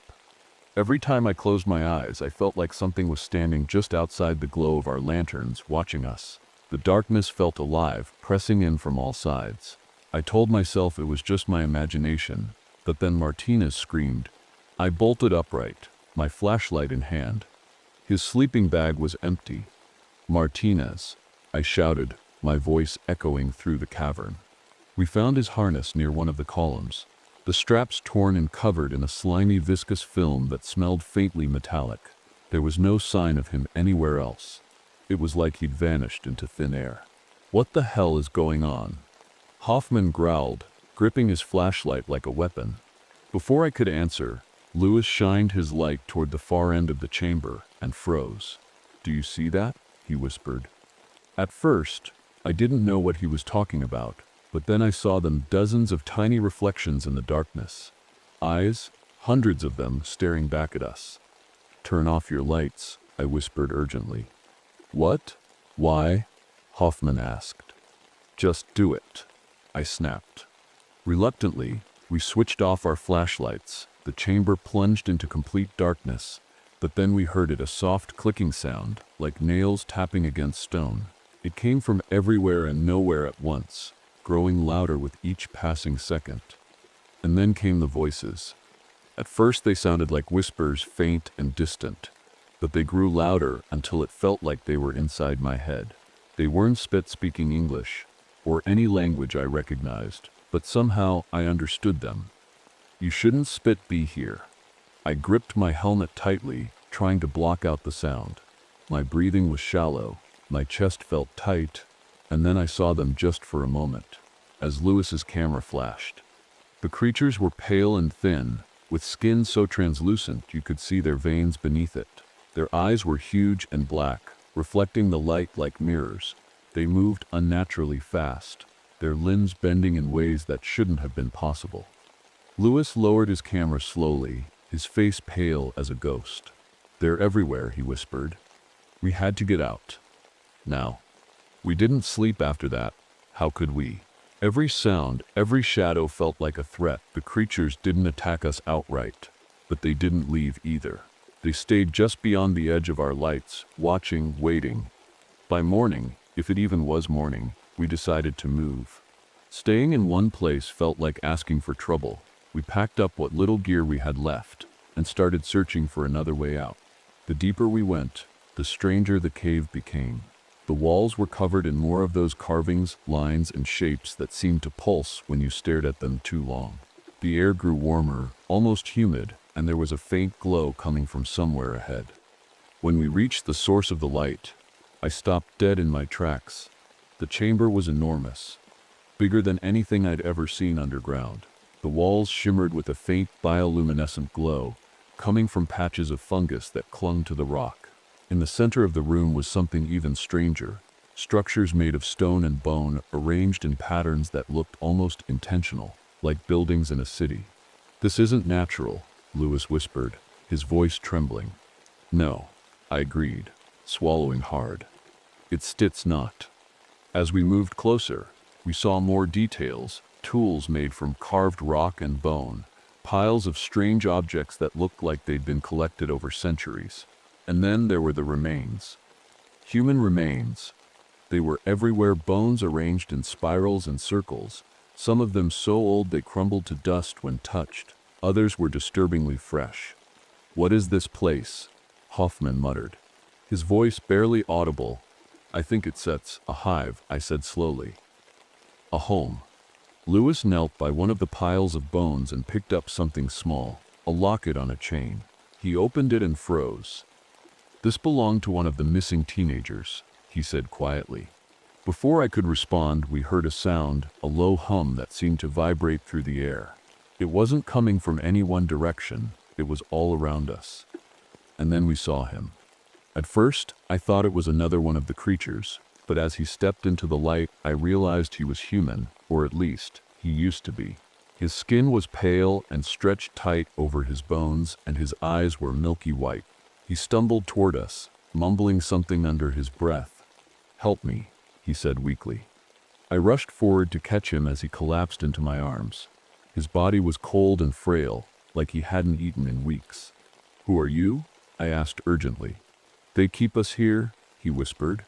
"They feed on us." "Feed on you? How?" Hoffman asked sharply. "Not our bodies," the man said, his voice barely audible now. "Our minds, our fear, our memories." I felt a chill run down my spine as his words sank in. These creatures weren't just hunting us. They were farming us. The man's breathing grew shallow, and then he went still in my arms. He was gone. "We need to leave," Lewis said urgently, his voice shaking. But before we could move, the hum grew louder, and suddenly they were everywhere. Dozens of them poured into the chamber from every direction, their pale bodies moving with impossible speed. Their eyes glinted in the faint light as they surrounded us completely.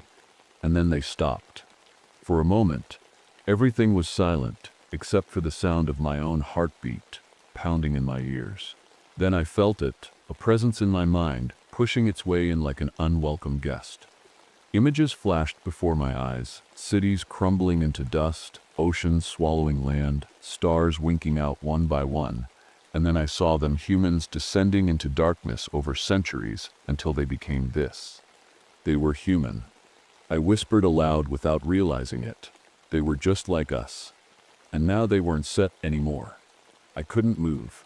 My legs felt like they were rooted to the ground, and my mind was spinning with the images the creatures had forced into my head. Cities crumbling, darkness swallowing the world, and people turning into them.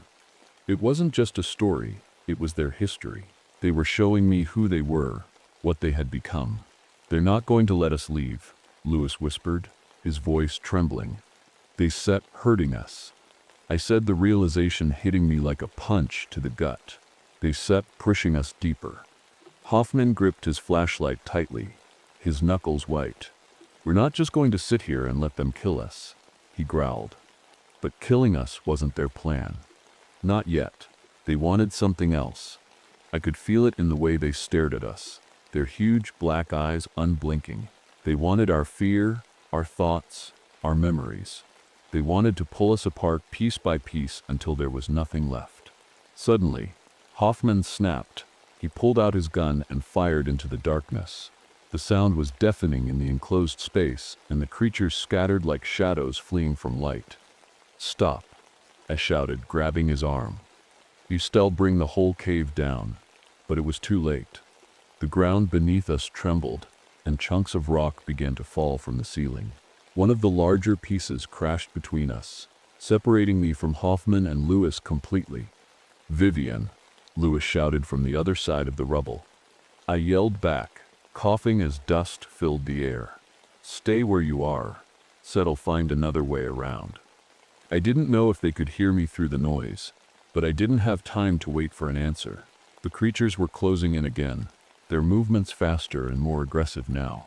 I turned and ran blindly into the darkness, my flashlight bouncing wildly as I searched for an escape. The tunnel twisted and turned, narrowing until I had to crouch just to keep moving forward. My breathing was shallow, my chest tight with panic. But then I heard it, a sound like rushing water. I followed it until I reached another chamber, a smaller one this time, with an underground river cutting through its center. The water glowed faintly from the same bioluminescent fungus that clung to the walls, casting eerie shadows across the room. And that's when I saw Lewis. He was sitting by the edge of the river, his head tilted back as if he were staring at something above him, but his eyes were closed. "Lewis," I called out, rushing toward him. He turned slowly to face me, and my stomach dropped when I saw his face. His eyes were milky white, just like the man we'd found earlier. "I can see better now," he said softly. "What are you talking about?" I asked, kneeling beside him. "They showed me everything," he whispered. "It's Sep's beautiful." "No," I said firmly, grabbing his shoulders and shaking him. "This isn't Sept real. You have to fight it." But he just smiled. A calm, eerie smile that made my skin crawl and reached for my hand. His grip was cold and strong, and for a moment I felt something pull at my mind, like a thread being tugged loose. I jerked away from him and stumbled backward. "You're not Lewis anymore," I said quietly. He stood slowly, his movements unnatural now, jerky and disjointed, like a puppet on strings. "You don't have to fight it," he said, in a voice that wasn't set quite his own anymore. "You can join us." I backed away toward the river as he advanced on me, his pale skin glowing faintly in the dim light. There was no trace of the man I'd known anymore, just a hollow shell filled with something else entirely. And that's when I realized what I had to do. I didn't want to believe it, but Lewis was gone. Whatever those creatures had done to him, he wasn't himself anymore. His pale, empty eyes locked onto me as he stepped closer, his movements stiff and unnatural. My heart pounded in my chest, but I forced myself to stay calm. Panicking wouldn't save me. "Lewis, stop," I said, holding up my hands. "You don't have to do this." He tilted his head, like he was trying to understand me. It's not so bad," he said, in that strange, hollow voice. Behind him, I could hear the faint clicking sounds again. The creatures were coming. I didn't have much time. I glanced at the river. The current was strong, and the water looked deep. It wasn't a great option, but it was the only one I had. If I could get past Lewis and into the water, maybe I could find another way out. Sorry," I whispered. Before he could react, I lunged forward and shoved him as hard as I could. He stumbled backward and fell to the ground, giving me just enough time to dive into the river. The water was freezing and the current pulled me under almost immediately.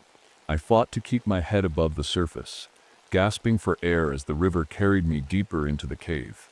The glow from the fungus lit the walls around me in a sickly green light, casting eerie shadows that seemed to move on their own. I didn't know where I was going. I just knew I had to keep moving. The creatures wouldn't stop until they had me, and I wasn't about to let that happen. The river twisted and turned, narrowing until it felt like the walls were closing in on me. At one point, I had to duck underwater to squeeze through a tight passage. My lungs burned as I swam blindly forward, praying there was an opening on the other side. When I finally surfaced again, I found myself in another chamber, this one smaller and quieter than the others. The air was damp and heavy, and the only sound was the steady drip of water from the ceiling. I dragged myself onto a rocky ledge and collapsed, coughing up water and trying to catch my breath. My whole body ached, and my head was spinning from exhaustion and fear, but at least for now, I was alone. Or so I thought. A faint sound caught my attention, soft footsteps echoing through the chamber. My heart sank as I realized they'd found me again. I scrambled to my feet and grabbed a loose rock from the ground, holding it tightly in my trembling hands. If this was how it ended, I wasn't going down without a fight. But when the figure stepped into the light, it wasn't one of them. It was Hoffman. He looked just as battered as I felt, his uniform torn and covered in dirt, his face pale with fear, but he was alive. Relief washed over me as he stumbled toward me. "Vivian," he said hoarsely. "Thank God." "Hoffman," I breathed. "How did you—" "No time," he interrupted, shaking his head. "They sipped her everywhere. We have to move." I nodded and followed him as he led me toward another tunnel at the far end of the chamber. My legs felt like lead with every step, but adrenaline kept me going. We didn't speak. We couldn't afford to, but we both knew what we were up against now. The only question was whether we'd make it out alive. Hoffman and I moved quickly through the tunnel, our footsteps echoing against the damp walls. Every step felt like a gamble. One wrong turn and we could end up trapped again. The air was thick with tension, and I couldn't shake the feeling that the creatures were right behind us, waiting for the perfect moment to strike. "Do you know where we're going?" I asked, my voice barely above a whisper. "There's steps a passage ahead," Hoffman said, his eyes darting around nervously. "I think it leads back to the surface."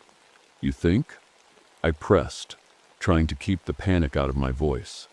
"It steps better than staying here," he replied. He was right. We didn't have any other options.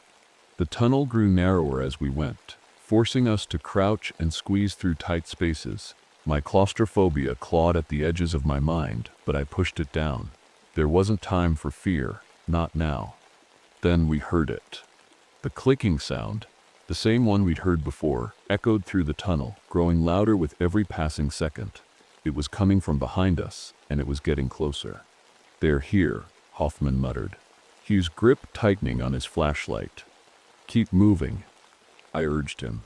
We broke into a run, our breaths ragged and uneven as we stumbled over loose rocks and uneven ground.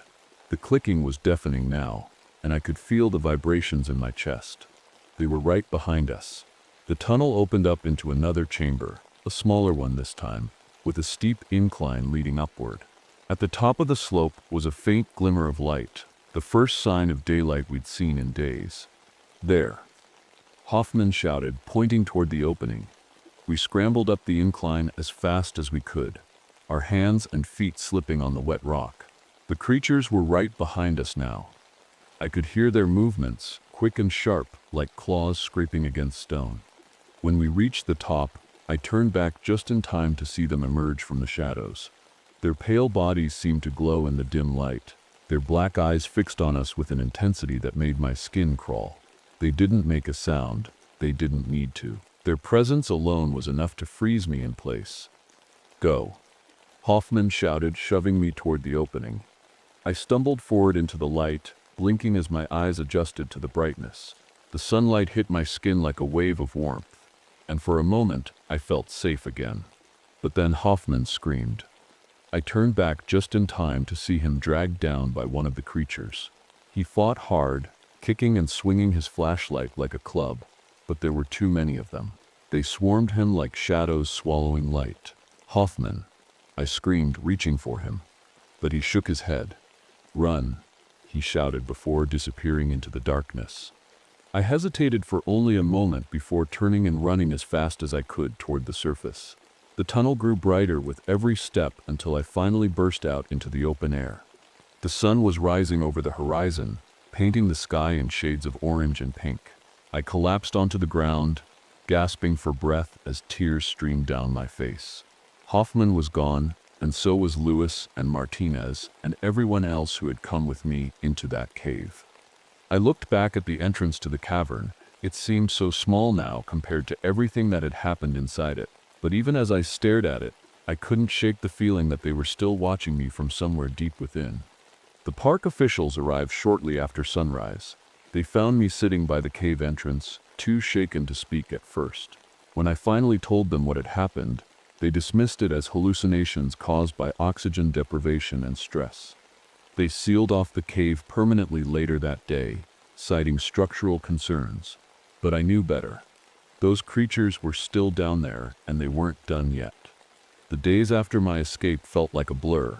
I was taken to the hospital, treated for hypothermia and dehydration, and questioned endlessly by park officials and law enforcement.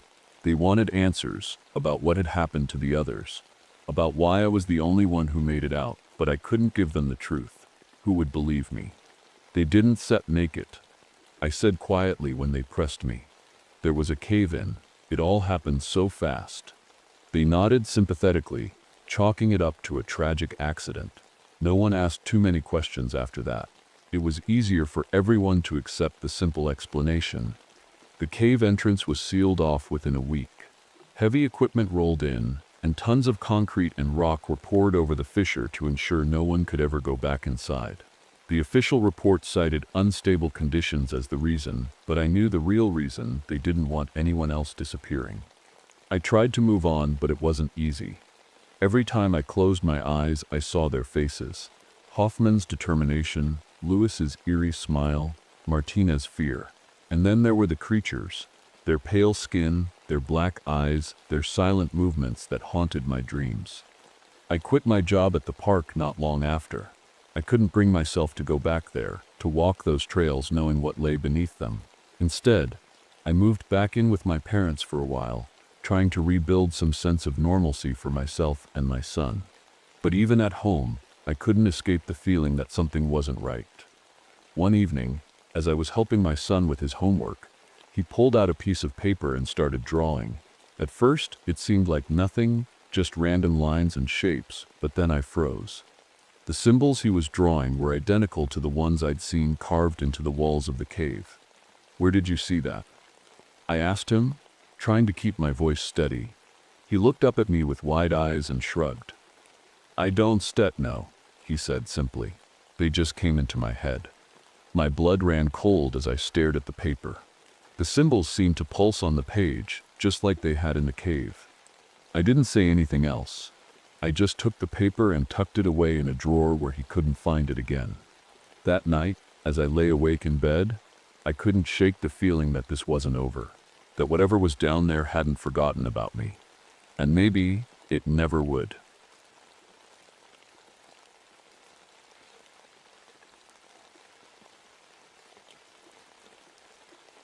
My name is William Harrison, but most folks around here just call me Bill. I'm a ranger stationed in the Boundary Waters Canoe area, deep in the Superior National Forest of Minnesota. I've spent over 30 years in these woods, watching over the land, its creatures, and the people who come seeking adventure, or sometimes trouble. The winters here are brutal, but this one feels different. It's colder than I remember, harsher somehow. Maybe it's just me getting older, or maybe it's something else. I live alone now. My wife Sarah passed away 3 years ago. Cancer took her, and it took a piece of me with her. She loved this place as much as I do, maybe even more. She carved me a wooden loon whistle before she got sick, said it was meant to bring me peace when I needed it most. I carry it everywhere, tucked in my jacket pocket like a little piece of her still with me. The first snow came early this year, thick flakes that blanketed the forest in silence. I spent the morning securing supplies at my remote ranger station. The blizzard warnings were serious, and once the storm hit, there'd be no way to get help or even contact headquarters. The old radio crackled as I tried to make one last call to check in, but all I got was static before the signal died completely. As I worked, something caught my eye outside the cabin window. The deer had disappeared from the area days ago, along with most of the rabbits and birds, but now there were tracks in the fresh snow. They weren't normal tracks. They were heart-shaped and too large for any animal I've ever seen. They circled the cabin like someone, or something, had been watching me. I grabbed my flashlight and stepped outside to take a closer look. The cold bit into my skin like tiny needles, but I ignored it as I followed the tracks around the cabin. They led into the woods and vanished under a cluster of pine trees. For a moment, everything was quiet, too quiet, and then I heard it, a low whisper carried on the wind. It wasn't words exactly, more like a feeling pulling at me. I shook it off and hurried back inside, locking the door behind me. Whatever was out there wasn't natural, and I wasn't about to find out what it wanted. The storm hit hard that night. Wind howled through the trees, shaking the cabin like it was made of paper. Snow piled up against the windows, and the temperature dropped so low I could see my breath inside. I added more wood to the fire and tried to keep busy, but my mind kept drifting back to those tracks outside. I couldn't explain them, and that whisper still lingered in my head. I was just about to turn in for the night when I heard a knock at the door. It startled me. I wasn't expecting anyone out here, especially during a storm like this. I grabbed my flashlight and opened the door cautiously. Standing there were a young couple bundled up in coats that looked far too thin for this weather. "Please," the woman said, her voice shaking. "We're lost. Can we come in?" I hesitated for a moment, but they looked desperate and freezing. "Of course," I said, stepping aside to let them in. Their names were Thomas and Rebecca Miller, and they said they'd been hiking when the storm caught them off guard. They were both pale, but Thomas looked worse. His cheeks were hollow, and his eyes had a strange shine to them. Rebecca kept glancing at him like she was worried about something she wasn't saying out loud. I gave them some soup and blankets, and they warmed up by the fire. As we talked, I realized something odd. The route they claimed to have taken didn't make sense. The trails they mentioned were miles away from here and would have been impossible to hike in this weather. That night, as we tried to sleep, strange sounds started outside the cabin, scraping noises and heavy footsteps circling the walls. I sat up in bed, gripping my flashlight tightly. Thomas stirred in his sleep, mumbling something I couldn't make out, his voice sounding almost layered, like two people speaking at once. I stayed awake until morning, listening to those sounds and wondering what I'd gotten myself into. When morning came, the storm hadn't let up. Snow was piled so high against the cabin door that I had to shove it open just to step outside. The air was bitter cold, and the sky hung heavy with gray clouds. It felt like the kind of day where something bad was bound to happen. Inside, Thomas was eating like a man possessed. He devoured 3 bowls of oatmeal and still looked hungry, his eyes darting around the room like he was searching for more. Rebecca sat quietly by the fire, her hands trembling as she held her mug of tea. She hadn't eaten much, and her face was pale and drawn. "Are you sure you're okay?" I asked her, trying to keep my voice steady. She nodded but didn't look at me. "We've just been out in the cold too long," she said softly. That didn't sit right with me. Something about them felt off, especially Thomas. His movements were jerky, almost unnatural, and his skin had taken on a grayish tint. I decided to check their backpack while they were distracted. It was sitting by the door, half open, so I quietly unzipped it and peeked inside.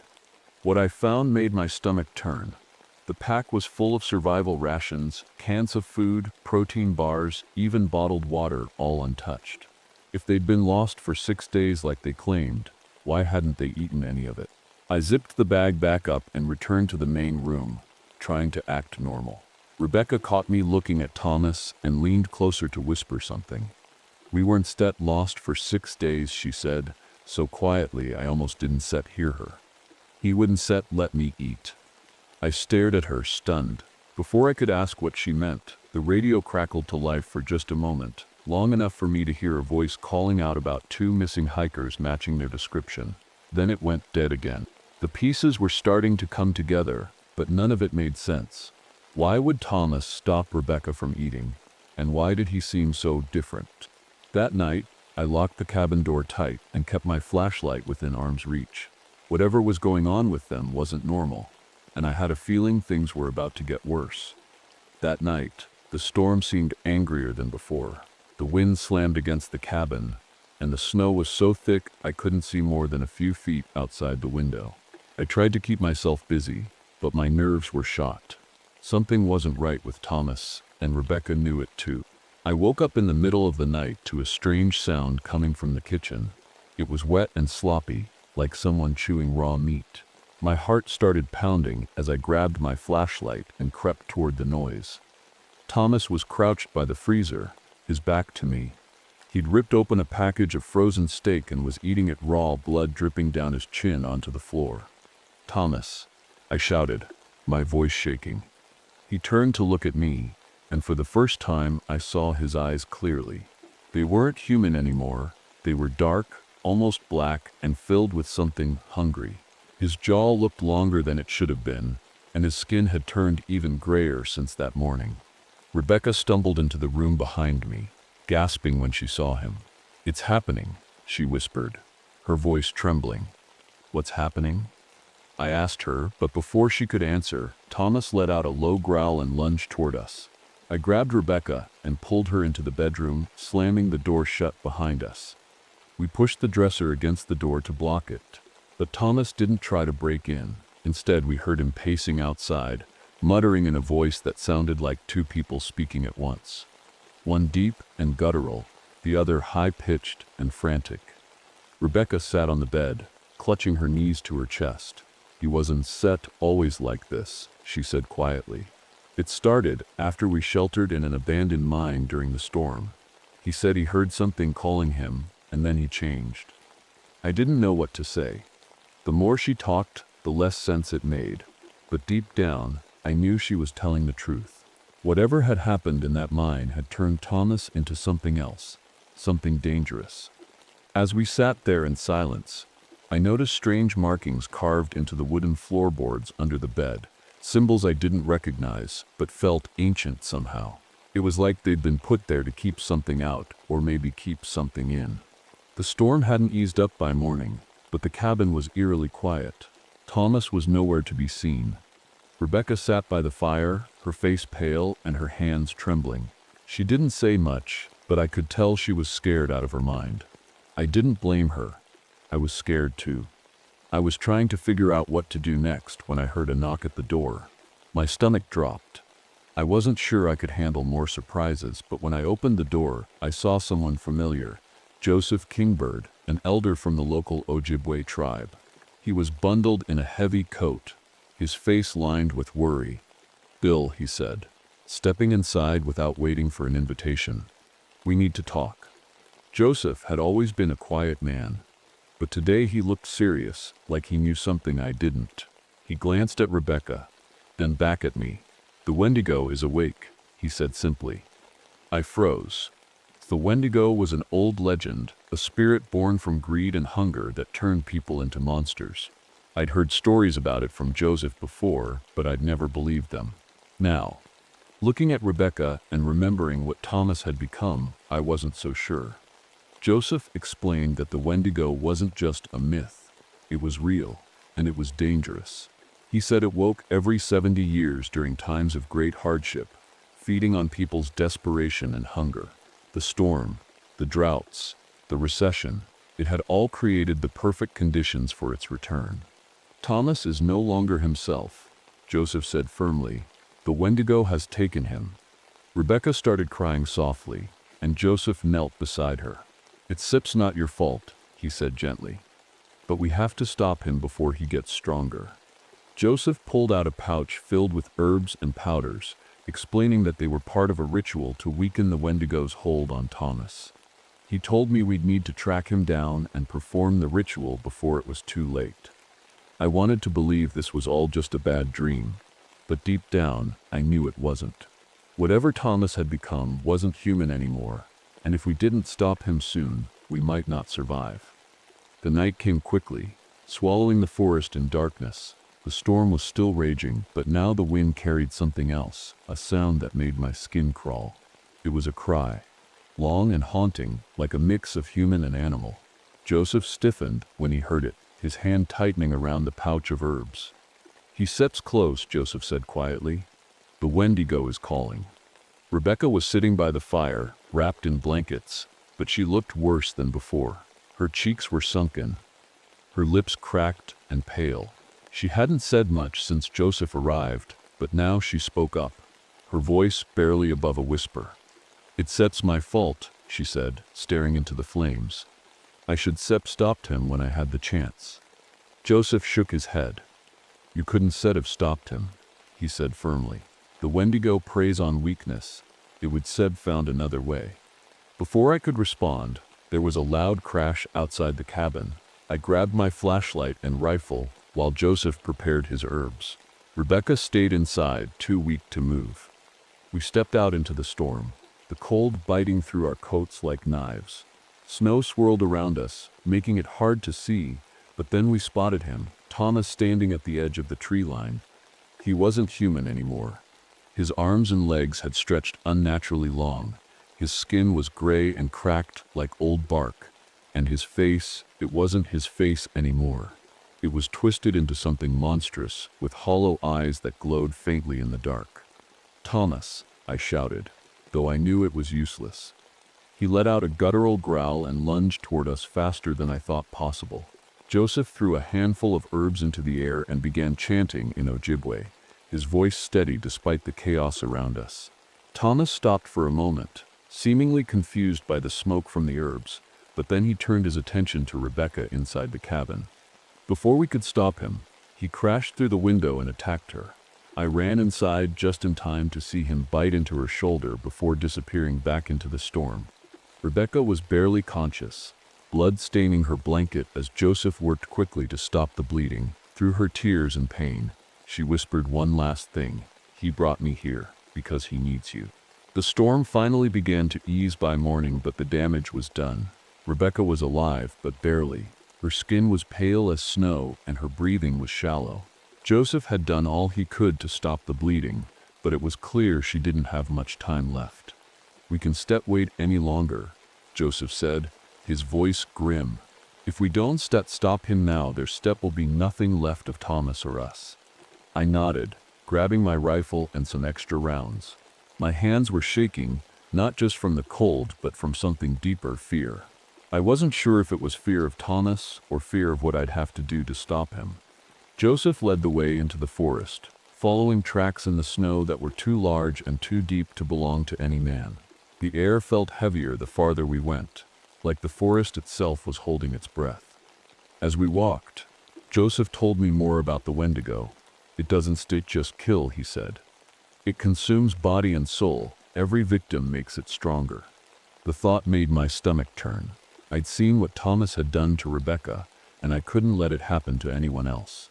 The tracks led us deeper into the woods, past frozen streams and jagged cliffs. We found signs of his passing: shredded animals, broken branches, and claw marks on trees that looked like they'd been made by something far bigger than a man. Then we found something worse: a pile of bones half buried in the snow. Some were animal, but others were human. Joseph knelt by the bones, murmuring a prayer under his breath. "These are the ones who came before us," he said quietly. "Rangers, hunters, people who disappeared over the years." I felt a chill run down my spine that had nothing to do with the cold. This thing had been here for decades, maybe longer, and no one had ever stopped it. We pressed on until we reached a clearing where the trees opened up to reveal a frozen lake. The ice was cracked and uneven, with strange patterns etched into its surface, circles and symbols that looked almost deliberate. Then I heard it again, that cry, part human and part animal, and felt my blood turn to ice. Thomas was here, watching us from somewhere in the shadows. Before I could react, he lunged out of nowhere, knocking Joseph to the ground. I raised my rifle, but my hands were trembling so badly I couldn't get a clear shot. "Go," Joseph shouted as Thomas clawed at him. "You have to finish this." I hesitated for only a moment before running toward the lake, clutching Joseph's pouch of herbs like it was my lifeline. The frozen lake stretched out before me, its surface cracked and uneven like a giant spiderweb. The storm had calmed, but the air was still bitter cold, and the silence was deafening. I could feel Thomas, or whatever he'd become, watching me from the shadows. My heart was pounding, but I kept moving toward the center of the lake, clutching Joseph's pouch of herbs tightly. I stopped when I reached a strange formation in the ice, a jagged hole surrounded by symbols etched into the surface. It looked ancient, like it had been there for centuries. The air around it felt colder than anywhere else, and I knew this was where it would end. Then I heard his voice, Thomas Sip's voice, but it wasn't Sip really him anymore. It was layered, distorted, like two voices speaking at once. "Bill," it whispered, dragging out my name. "Why fight it? You Sipped are already mine." I turned to see him standing at the edge of the lake, his body fully transformed. He was impossibly tall now, his limbs stretched thin like tree branches, and his face was nothing but a twisted deer skull with glowing eyes. He moved slowly toward me, each step cracking the ice beneath him. "Thomas," I said, trying to keep my voice steady. "You don't have to do this." He tilted his head in that unnatural way, and then he laughed, a sound that made my stomach churn. "This isn't Sept about me," he said. "It's Sept's about you." I froze as his words sank in. Joseph had said the Wendigo needed me specifically, but I hadn't understood why until now. It wasn't just feeding on Thomas's hunger, it was feeding on mine.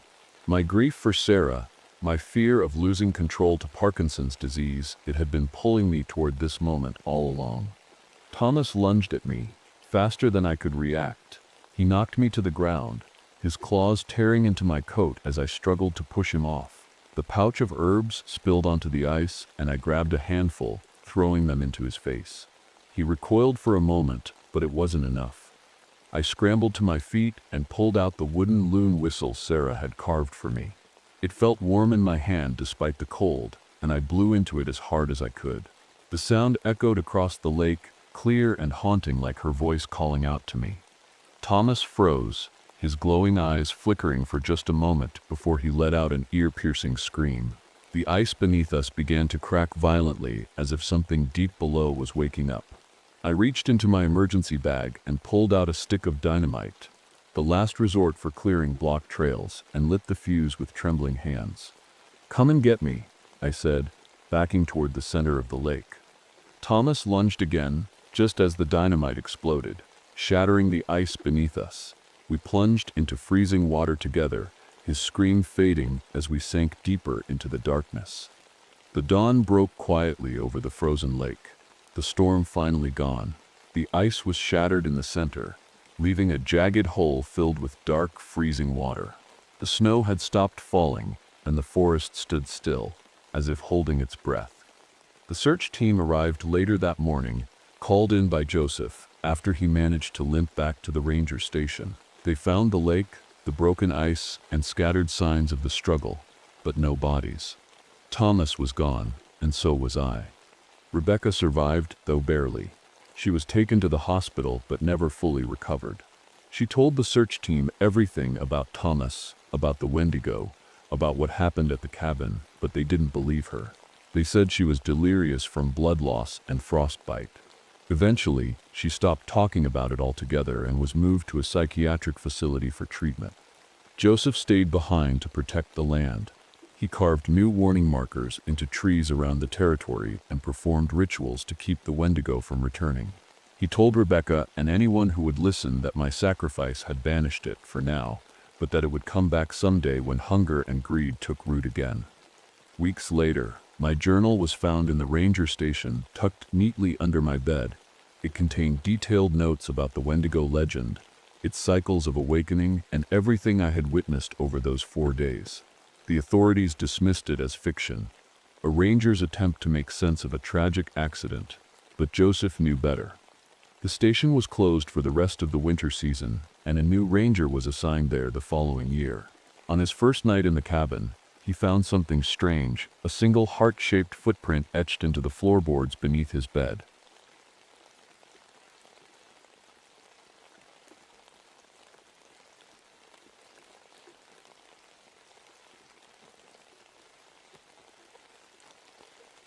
My name is Diana Matthews. I'm a senior ranger in the Boundary Waters Canoe area of Minnesota, the first woman to hold the position in this district. It hasn't been easy. Most of my colleagues think I don't belong here. But I've fought harder battles before, like the one against my own fears when I nearly drowned as a kid. That fear drove me to become an Olympic swimmer, and eventually, someone who studies lakes for a living. Today started like any other day. The sun was shining. The air smelled like pine and fresh water, and Shadow Lake was calm, almost too calm. I was out on my canoe taking water samples for routine testing. The lake has always fascinated me. It's deep, dark, and surrounded by legends, whispered by locals. But I've never been one to believe in ghost stories. Science is my guide. As I dipped my equipment into the water, something felt off. The temperature readings didn't make sense. Parts of the lake were unusually warm for this time of year. The chemical composition seemed slightly altered too, though I couldn't say why just yet. I noticed fish darting around in strange patterns beneath the surface, almost like they were trying to escape something. It sent a chill down my spine, but I brushed it off as a natural phenomenon, maybe a predator lurking below. When I paddled back to shore, I met Dr. Harrison Wells, a geologist who had been sent to investigate seismic activity near the lake. He was friendly enough but seemed distracted as he stared at his maps and equipment. "You're seeing anomalies too?" he asked when I mentioned the strange water readings. Before I could answer, Michael Redwing, an indigenous guide who often worked with us, approached but stopped several feet from the lake sep's edge. "I won't go near that water," he said firmly. "Not today." "Why not?" I asked, confused by his sudden change in behavior. "There are old stories about this place," he said quietly, eyes fixed on the lake. "Stories about something that sleeps beneath it." I wanted to laugh it off, but his tone made me pause. There was something unsettling about the way he spoke, as if he truly believed what he was saying. As the sun began to set, casting long shadows over Shadow Lake, I couldn't shake the feeling that something was watching me from beneath its surface. That night, I was back at the ranger station, finishing up my notes from the day. The strange readings from Shadow Lake were still nagging at me, but I told myself it was probably nothing. Lakes can be unpredictable, after all. Just as I was about to call it a night, a loud banging came from the door. When I opened it, 2 locals were carrying a fisherman between them. He looked terrible. His skin was pale, and there were strange burns on his arms and neck. "He was out on Shadow Lake," one of the men said quickly. "We found him like this, raving about something in the water." The fisherman Sip's eyes locked onto mine, wild and unfocused. "It's Sep's alive," he whispered hoarsely. "It's Sep's watching us." I tried to calm him down, but he kept muttering the same thing over and over. Eventually, we had to call for a medic to take him to the nearest hospital. After they left, I sat alone in the quiet station, staring at my compass, the one my grandfather had given me before he passed away. It was an antique brass compass that always worked perfectly until tonight. No matter how I turned it, the needle pointed toward Shadow Lake. I shook it, tapped it against the desk, but it wouldn't budge. It made no sense. Compasses don't just stop working like that unless there's something interfering with them. Feeling uneasy, I decided to dig through some old records we kept in the station's archives. That's when I found a dusty journal from 1932 written by a ranger who worked here decades ago. His entries mentioned strange occurrences at Shadow Lake, unexplained disappearances, odd lights over the water at night, and even rumors of something large moving beneath the surface. One line stood out to me: "The lake hides more than its depths." As I read those words, a strange heaviness settled over me, like the air itself had grown thicker. That night, when I finally fell asleep in my small cabin near the station, I had the most vivid dream of my life. I was underwater, not in Shadow Lake, but somewhere ancient and endless. The water glowed faintly with a greenish light, and strange creatures swam around me, things I'd never seen before in any textbook or research paper.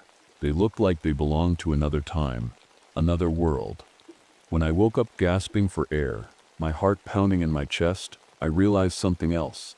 My compass was still on my nightstand, and it was still pointing toward Shadow Lake. The next morning, I couldn't shake the dream or the strange events from the night before. Something wasn't right about Shadow Lake, and I was determined to figure out what was happening. Dr. Wells joined me as I prepared my canoe for another trip out on the water. He had brought some equipment to take core samples from the lake bed, hoping to find clues about the seismic activity in the area. As we paddled toward the center of the lake, the air felt heavier, almost like a storm was coming, even though the sky was clear. The water was eerily still, and I couldn't hear any birds or insects nearby. It was so quiet that every sound, the paddle hitting the water or breathing, felt amplified. When Wells lowered his sampling device into the lake, he frowned at the readings. "This doesn't make sense," he muttered. "There's Sep's organic material down there, but it's Sep's not like anything I've seen before." "What do you mean?" I asked, leaning closer to his monitor. "It's Sep's alive," he said hesitantly. "But it's Sep's not plant life or fish, it's Sep's something else." Before we could discuss it further, we spotted something unusual near the shore, a pile of abandoned equipment half buried in mud. When we went to investigate, we realized it was old military gear, rusted diving suits, broken sonar devices, and a box marked Operation Deep Channel. "What is this?" I asked aloud, brushing dirt off one of the boxes. Wells looked uneasy. I heard rumors about military projects in this area during the Cold War, he said. They were testing underwater weapons or something like that. As we examined the equipment, a strange sound echoed across the lake, a low, rumbling noise that seemed to come from deep underwater. It wasn't like anything I'd heard before. It sounded almost alive, like a heartbeat or a growl. We tried to radio back to headquarters for backup, but all we got was static mixed with faint noises that sounded like whale songs. Wells adjusted the frequency several times, but nothing worked. Later that afternoon, we found something even more unsettling. Ancient cave paintings near a rocky part of the shore. They showed figures kneeling before a massive serpent-like creature in the water, a creature with glowing eyes and multiple limbs. "Do you think this is just mythology?" Wells asked nervously as he traced one of the drawings with his finger. "I don't know," I admitted, feeling a chill run down my spine. "But whatever step's happening here, it's been happening for a long time." As I reached out to touch one of the cave walls, my vision blurred for a moment and everything went black. When I came to, Wells was shaking my shoulder, looking panicked. "You just collapsed," he said urgently. "Are you okay?" I nodded weakly but didn't tell him what I had seen during those few seconds of darkness, a vision of Shadow Lake from above, glowing faintly as something huge moved beneath its surface. That night, the tension in the air was almost unbearable. The strange sounds we'd heard on the lake earlier still echoed in my mind, and the cave paintings haunted me. I couldn't stop thinking about what Michael Redwing had said, the stories about something sleeping beneath the water. As darkness fell, a search party arrived at the ranger station. 2 teenagers had gone missing earlier in the day. They were last seen canoeing on Shadow Lake, but no one had heard from them since. The parents were frantic, and I knew we had to act fast. Michael Redwing joined us reluctantly, though he refused to go near the water. Before we left, he pulled me aside. "You need to understand," he said quietly. "This isn't just a story or a legend. My grandfather told me about the thousand-mouthed one beneath. It calls to people, draws them in." I wanted to tell him that it sounded ridiculous, but something in his eyes stopped me. He truly believed what he was saying, and after everything I'd seen and heard, I wasn't so sure he was wrong. Out on the lake, we searched for hours with flashlights and spotlights, but there was no sign of the teenagers. Then, just as we were about to give up for the night, someone spotted their canoe floating near the center of the lake. When we reached it, my stomach dropped. The canoe was empty, except for a strange slimy residue coating the seats and edges. It smelled metallic and faintly rotten, like something that had been pulled from deep underwater. As we towed the canoe back to shore, I noticed something glowing faintly beneath the surface of the water, a soft blue-green light that pulsed rhythmically, like a heartbeat. "Do you see that?" I whispered to Wells, who was paddling beside me. He nodded slowly, his face pale in the moonlight. "It's alive," he said in a voice barely above a whisper. Back at the station, things only got stranger. Wells started acting oddly. He was scribbling incomprehensible diagrams on scraps of paper and muttering to himself about patterns and connections. When I tried to talk to him, he barely seemed to hear me, his eyes glassy and unfocused. Meanwhile, Redwing shared more of his tribe's stories with me while keeping his distance from the lake. "It doesn't just take people," he said grimly. "It changes them." I didn't understand what he meant until later that night when I woke up from another vivid dream, this time of myself walking into Shadow Lake willingly, my body sinking deeper and deeper into its cold embrace while something massive waited for me below. When I sat up in bed, drenched in sweat, I realized something horrifying. My feet were wet. The next morning, I couldn't stop staring at my damp footprints on the cabin floor. I didn't remember leaving my bed, but somehow, I had been outside. My boots were still by the door, untouched, which meant I had walked out barefoot. The thought sent a shiver down my spine. I pulled myself together and joined the search team again. The missing teenagers still hadn't been found, and everyone was growing more desperate. As we combed the shoreline, we came across their canoe again, this time further down the lake. But what we found inside made my stomach turn. There were claw marks gouged into the wood, as if someone or something had tried to climb in or out. The same slimy residue coated the edges, and this time there were strands of something that looked like translucent hair or tentacles tangled in the seats. One of the search team members muttered, "What kind of animal does this?" But no one had an answer. By midday, things took an even darker turn. Wells insisted on diving near the center of the lake to collect more samples. I argued against it. Something about the water felt wrong, but he wouldn't listen. He suited up and went under while we waited anxiously on the boat. Minutes passed, then 10, then 20. When his equipment finally surfaced, it was empty. No Wells, just his oxygen tank and a few torn straps from his harness. Panic set in as we called his name over and over, but there was no response. The water around us started to ripple, even though there was no wind. It was subtle at first, but then it grew stronger, like something massive was moving beneath us. That's when we saw them, small eel-like creatures writhing on the shore nearby. They were unlike anything I'd ever seen before. Pale and slimy with glowing blue-green veins running through their bodies. They shouldn't have been alive. They were completely out of water, but they twitched and squirmed as if they were trying to get back to the lake. One of the team members reached out to touch one, but I stopped him just in time. "Don Set," I said sharply. "We Don Set know what they are." As we backed away from the creatures, Redwing arrived with a grim expression on his face. He pointed at the writhing eels and said softly, "They sipper part of it." "Part of what?" I asked, my voice shaking despite myself. "The thing beneath," he replied simply. "Its steps waking up." The rest of the day was a blur of fear and confusion. The lake's water level had started rising inexplicably despite the ongoing drought, swallowing parts of the shoreline that had been dry just days before. And everywhere I went, I felt that same pull, the strange compulsion to walk into the water that I'd felt in my dream. By nightfall, 2 members of our search team had gone missing without a trace. That night, I couldn't sleep. The events of the day had left me shaken. Wells was gone.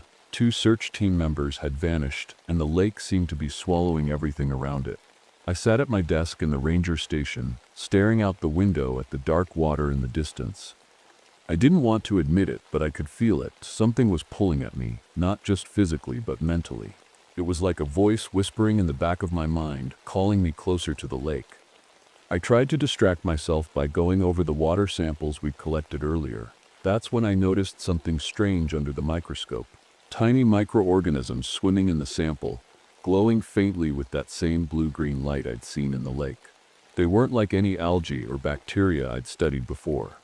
As I watched them move, my head started to ache, and my vision blurred slightly. It felt like they were communicating with me somehow, though I couldn't explain how or why. Suddenly, I heard a noise outside, a soft splash, followed by footsteps. Grabbing my flashlight, I stepped out into the cold night air and followed the sound to the shoreline. What I saw made my heart stop. 2 of the missing search team members were standing ankle-deep in the lake, their backs to me. Their clothes were soaked, and their heads hung low as if they were asleep on their feet. "Hey," I called out, running toward them. "What are you doing?" They didn't respond. Instead, they took slow, deliberate steps deeper into the water. "Stop," I shouted, grabbing one of them by the arm. His skin was ice cold and slick with that same slimy residue we'd found on the canoe. When he turned to look at me, his eyes were blank, completely white, like he wasn't even human anymore. Before I could pull him back, he wrenched free from my grip and disappeared beneath the surface along with his companion. The water rippled once and then went still again as if nothing had happened. Shaking, I stumbled back to the station and locked the door behind me. My hands wouldn't stop trembling as I tried to process what I'd just seen. That's when Redwing knocked on the door and came inside without waiting for an invitation. He looked grim but calm, like he'd been expecting this all along. "They spur gone," he said simply. "The lake has them now." "What is happening?" I asked desperately. "What is this thing?" He hesitated before answering, his voice low and steady. "It steps not just a creature," he said finally. "It steps something older than we can imagine, something that doesn't step belong here." I wanted to argue or tell him he was wrong, but deep down, I knew he wasn't. Whatever was in that lake wasn't just an animal or a natural phenomenon, it was something far beyond our understanding. That night, when I finally fell asleep out of sheer exhaustion, I dreamed again, not of myself this time, but of it. In my dream, I saw its massive body coiled beneath the lake bed like a sleeping giant. Its glowing eyes stared directly at me as if it knew who I was and what I feared most. When I woke up gasping for air, there was one thought echoing in my mind: it knows me now. By the time the sun rose, I knew I couldn't ignore what was happening anymore. Shadow Lake wasn't just dangerous, it was alive and it was waking up. Whatever was beneath the surface wasn't just pulling people in, it was changing them, making them part of itself. I spent the morning going through every piece of research I could find about the lake, its history, and the strange military equipment we discovered. That's when I remembered the box labeled Operation Deep Channel. Inside were old documents and maps detailing experiments conducted decades ago. They weren't just testing underwater weapons.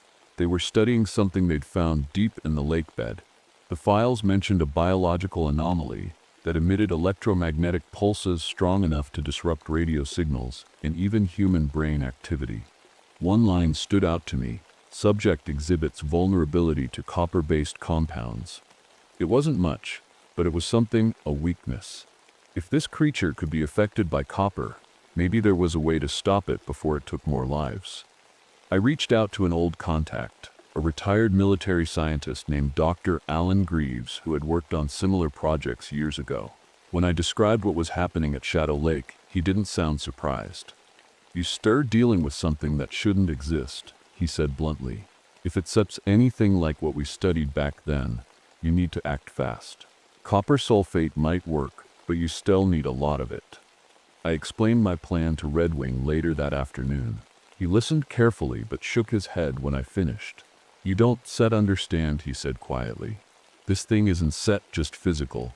It's spiritual too. It's connected to everything in the lake, maybe even beyond it." "What are you saying?" I asked, frustrated. "I'm saying you can fight it with science alone," he replied firmly. "We need to block its influence first." Redwing performed a ritual near the shore that evening, chanting softly as he burned herbs and scattered ashes into the water.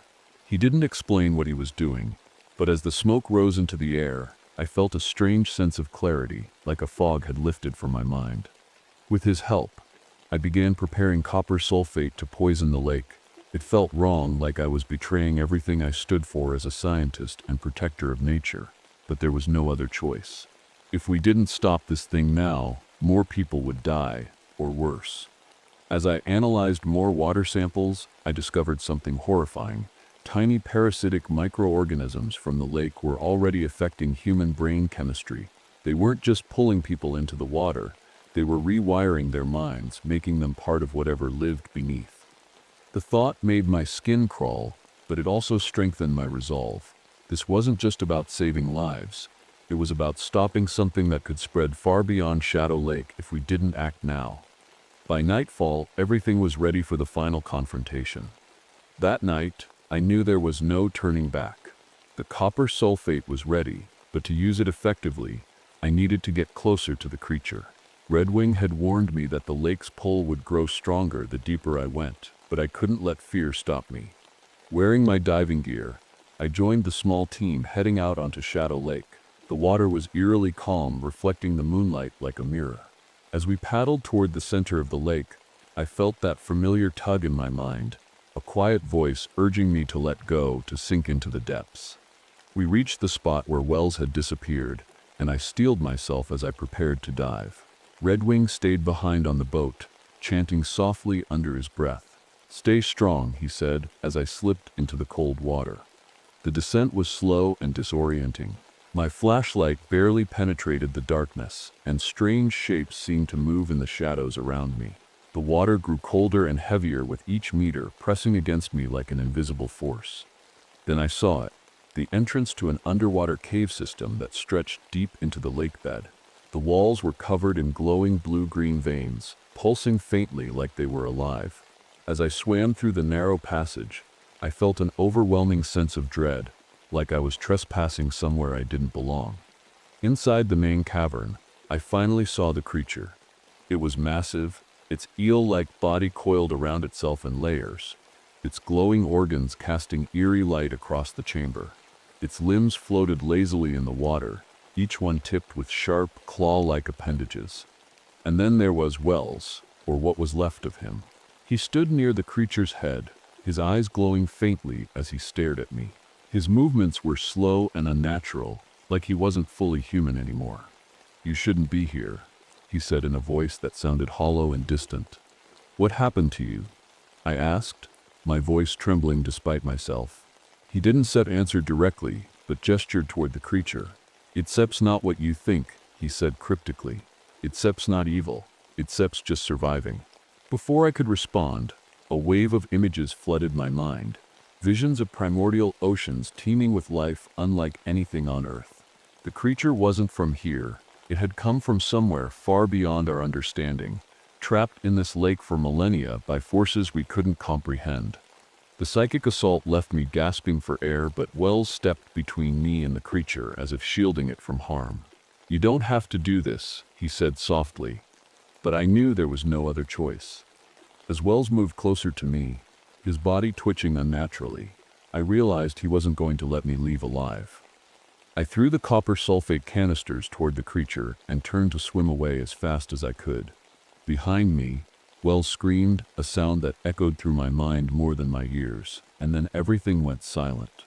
The cavern began collapsing around me as the creature thrashed violently in its death throes. I barely made it back to the surface before my oxygen ran out.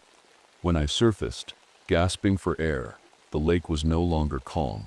The water churned violently, waves crashing against the shoreline as the creature thrashed below. Its glowing limbs broke through the surface, reaching toward the sky like twisted tree branches. The copper sulfate was working, but it wasn't enough. The creature was too massive, too powerful. It wasn't dying, it was fighting back. Redwing pulled me into the boat, his face pale with fear.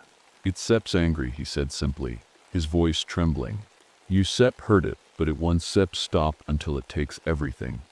We paddled toward shore as fast as we could, but the water seemed to work against us, pulling us back toward the center of the lake. The creature's appendages stretched farther and farther, clawing at the land and dragging chunks of earth into the water. When we reached the shore, I saw military vehicles arriving, men in uniforms carrying heavy equipment and weapons. They weren't here to kill the creature. They were here to capture it. "You need to stop," I shouted at them as I ran toward their commander. "You don't understand what you start dealing with." But they ignored me, setting up sonar devices and explosives designed to trap the creature rather than destroy it. The ground trembled beneath my feet as the creature's thrashing grew more violent. The lake's water level was rising rapidly, flooding parts of the forest and swallowing everything in its path. I knew there was only one way to stop this. The dam upstream controlled the flow of water into Shadow Lake. If I destroyed it, I could drain the lake completely and expose the creature to air. It wouldn't survive outside its aquatic environment for long. Redwing tried to stop me as I grabbed a truck and drove toward the dam. "If you do this," he warned, "you still destroy everything. The ecosystem, the wildlife, everything." "I don't have a choice," I said firmly. "It's either this or losing everyone." When I reached the dam, I rigged explosives from the military gear I'd stolen during their chaos at the lake. My hands shook as I set the timer. I knew what I was about to do would change this place forever. As I drove away from the dam, it exploded behind me in a deafening roar. Water rushed out in a massive wave, draining Shadow Lake faster than I could have imagined. Back at the lake bed, the creature writhed helplessly in the mud, its glowing organs dimming as it struggled to breathe. Its appendages flailed weakly before collapsing one by one. The military moved in quickly, covering its body with tarps and loading pieces of it onto trucks. They didn't say a word to me or Redwing as they worked. They just packed up their equipment and left. The lake was gone. Nothing but a muddy crater remained where its dark waters had once been. The next morning, the landscape around Shadow Lake was unrecognizable. What had once been a pristine, untouched wilderness was now a muddy wasteland. The water was gone, the wildlife displaced, and the air felt heavy with loss. I stood at the edge of what used to be the shoreline, staring out at the empty crater. The creature's massive body was gone, hauled away by the military in the dead of night. They didn't leave any evidence behind, not even a footprint. It was as if they wanted to erase everything that had happened here. Redwing stood beside me, silent for a long time before finally speaking. "You did what you had to do," he said quietly. "But this place will never be the same." He was right. The lake was gone, and with it, an entire ecosystem that had existed for thousands of years. I knew I'd face consequences for what I'd done. An inquiry, maybe even dismissal from my position. But none of that mattered now. I'd made my choice, and I had to live with it. As the day went on, more military trucks arrived to quarantine the area. They put up fences and signs warning people to stay away, claiming it was a hazardous zone due to contaminated water. But I knew the truth. They didn't want anyone asking questions about what had really happened here. Before I left, I walked down to the muddy lake bed one last time. That's when I noticed something small glinting in the sunlight, a tiny puddle of water that hadn't dried up yet. I knelt down to examine it and froze. Inside the puddle were tiny glowing microorganisms, just like the ones I'd seen under my microscope. They swirled and pulsed faintly, almost as if they were alive, almost as if they were watching me. A chill ran down my spine as I realized what it meant. The creature wasn't entirely gone. It had left something behind, something small but alive. I stood up quickly and backed away from the puddle, my heart racing.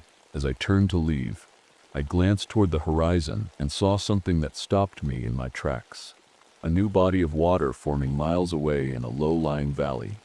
It was small now, just a trickle of water pooling together, but it had that same eerie stillness as Shadow Lake. I didn't know what would happen next, but one thing was clear: this wasn't over.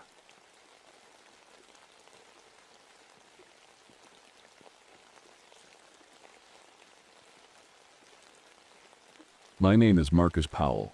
I'm a park ranger at Redwood National Park in California. It's not just a job for me, it's my way of starting over. You see, I wasn't always a ranger. I used to be an anthropologist, studying the tribes of the Pacific Northwest, but that life fell apart after a scandal ruined my career, and then came the divorce. So here I am, trying to rebuild my life among the towering redwoods, where the air smells like earth and the trees feel like they're watching over you. I'm not just any ranger. My heritage gives me a unique connection to this place. My father was African American, and my mother was Yurok, a Native American tribe that has lived here for generations. She taught me about the land, the plants, and the stories passed down through our people. Those stories have always stayed with me, even when I tried to leave them behind. But life out here isn't easy. My arthritis has been getting worse lately, making it harder to hike through the forest like I used to. That's why I carry this walking stick. A hand-carved redwood staff with tribal symbols etched into it. It's more than just a tool. It's a reminder of who I am and where I come from. The park has been strange lately. The fog hasn't lifted for weeks, clinging to the coastline and creeping into the forest like it's alive. It's thicker than usual, and it moves in ways that don't make sense against the wind, swirling in patterns that seem deliberate. Some of the other rangers joke about it, calling it ghost weather, but I can't shake the feeling that something's wrong. This morning started like any other. I was patrolling a newly established trail through one of the ancient groves, the kind of place where the trees are so big you can't wrap your arms around them. The fog was there again, hanging low and heavy, muffling every sound except for my footsteps crunching on fallen leaves. I stopped when I saw them survey markers planted in the ground near some of the oldest trees in the grove. Bright orange flags fluttering in defiance of everything this park stands for. These markers meant one thing. The highway project was moving forward, despite all the protests from environmental groups and local tribes. As I stood there staring at those flags, I heard a rustle behind me. Turning around, I saw Victoria Thompson, a Yurok elder who often comes to collect traditional medicines from the forest. She's one of those people who carries wisdom in her eyes and speaks in riddles that make you think long after she's gone. "Marcus," she said softly, her voice barely louder than a whisper, "you shouldn't set me here." I frowned at her words. Why? What's wrong? She looked past me toward the fog creeping between the trees. The one who walks between worlds is waking up. I didn't know what she meant at first, but her tone sent a chill down my spine. She told me stories about this guardian spirit years ago, a being tied to these ancient trees, protecting them from harm, but those were just legends, weren't they? Before I could ask her more, she turned and walked away into the mist, disappearing as if she'd never been there at all. That night, back at my cabin, I couldn't stop thinking about what she said or about those survey markers in the grove. As I sat by the fire trying to warm my aching joints, something strange happened. The fog seeped into my cabin through cracks in the windows and doors, not just regular fog, but thick tendrils that seemed alive somehow. I swear it was watching me. The next morning, I couldn't shake the feeling that something was wrong.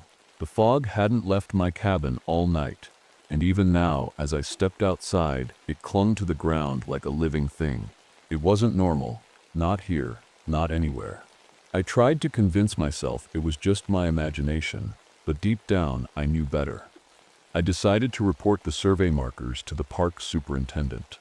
His name is Bill Carter, a no-nonsense guy who's more concerned with keeping his bosses happy than protecting the park. When I told him about the markers being in a protected zone, he barely looked up from his paperwork. "Marcus," he said with a sigh, "those markers are temporary. The highway SIP's been approved by the state. They're SIPs, nothing we can do."